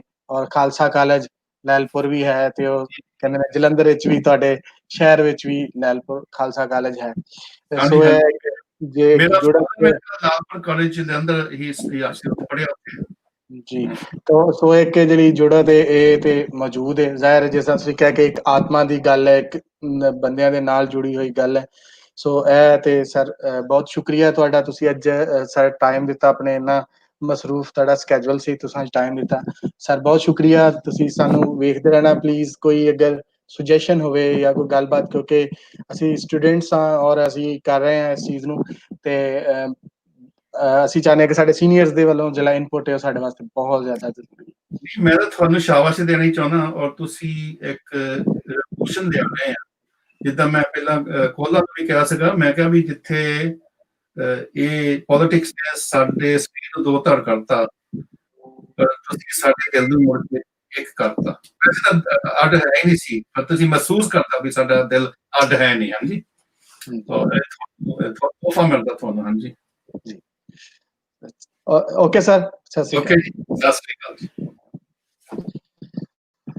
ਜੀ। ਸਾਰੇ ਦੋਸਤਾਂ ਦਾ ਬਹੁਤ ਸ਼ੁਕਰੀਆ ਜਿਹੜੇ ਸਾਡੇ ਨਾਲ ਫੇਸਬੁੱਕ ਤੇ ਔਰ YouTube ਤੇ ਜੁੜੇ ਹੋਏ ਨੇ, ਉਹਨਾਂ ਸਾਰਿਆਂ ਦੋਸਤਾਂ ਦਾ ਬਹੁਤ ਸ਼ੁਕਰੀਆ। ਆਖਰ ਤੇ ਜਾਣ ਲੱਗਿਆ ਦੋ ਗੱਲਾਂ ਕਰਨੀਆਂ ਸਨ। ਪਹਿਲੀ ਗੱਲ ਤੇ ਇਹ ਕਿ ਕੱਲ ਸਾਡੇ ਨਾਲ ਇੱਕ ਬਹੁਤ ਹੀ ਸੀਨੀਅਰ ਪ੍ਰੋਫੈਸਰ, ਹਿਸਟੋਰੀਅਨ, ਜਿਨ੍ਹਾਂ ਦੀ ਅਸੀਂ ਕਿਤਾਬਾਂ ਪੜ੍ਹਦੇ ਰਹੇ, ਜਿਨ੍ਹਾਂ ਨੂੰ ਅਸੀਂ ਬਹੁਤ ਸ਼ੁਰੂ ਤੋਂ ਸੁਣਦੇ ਆਏ, JNU ਤੋਂ, ਜਵਾਹਰ ਲਾਲ ਨਹਿਰੂ ਯੂਨੀਵਰਸਿਟੀ ਤੋਂ ਪ੍ਰੋਫੈਸਰ ਡਾਕਟਰ ਮਹਿਰੀਦੁੱਲਾ ਸਾਡੇ ਨਾਲ ਕੱਲ ਹੋਣਗੇ, ਔਰ ਕੱਲ ਹੀ ਹੋਣਗੇ ਕਿਉਂਕਿ ਕੱਲ 11 ਤਾਰੀਖ ਹੈ ਸਾਡੇ ਇੱਥੇ ਪਾਕਿਸਤਾਨ 'ਚ 11 ਤਾਰੀਖ।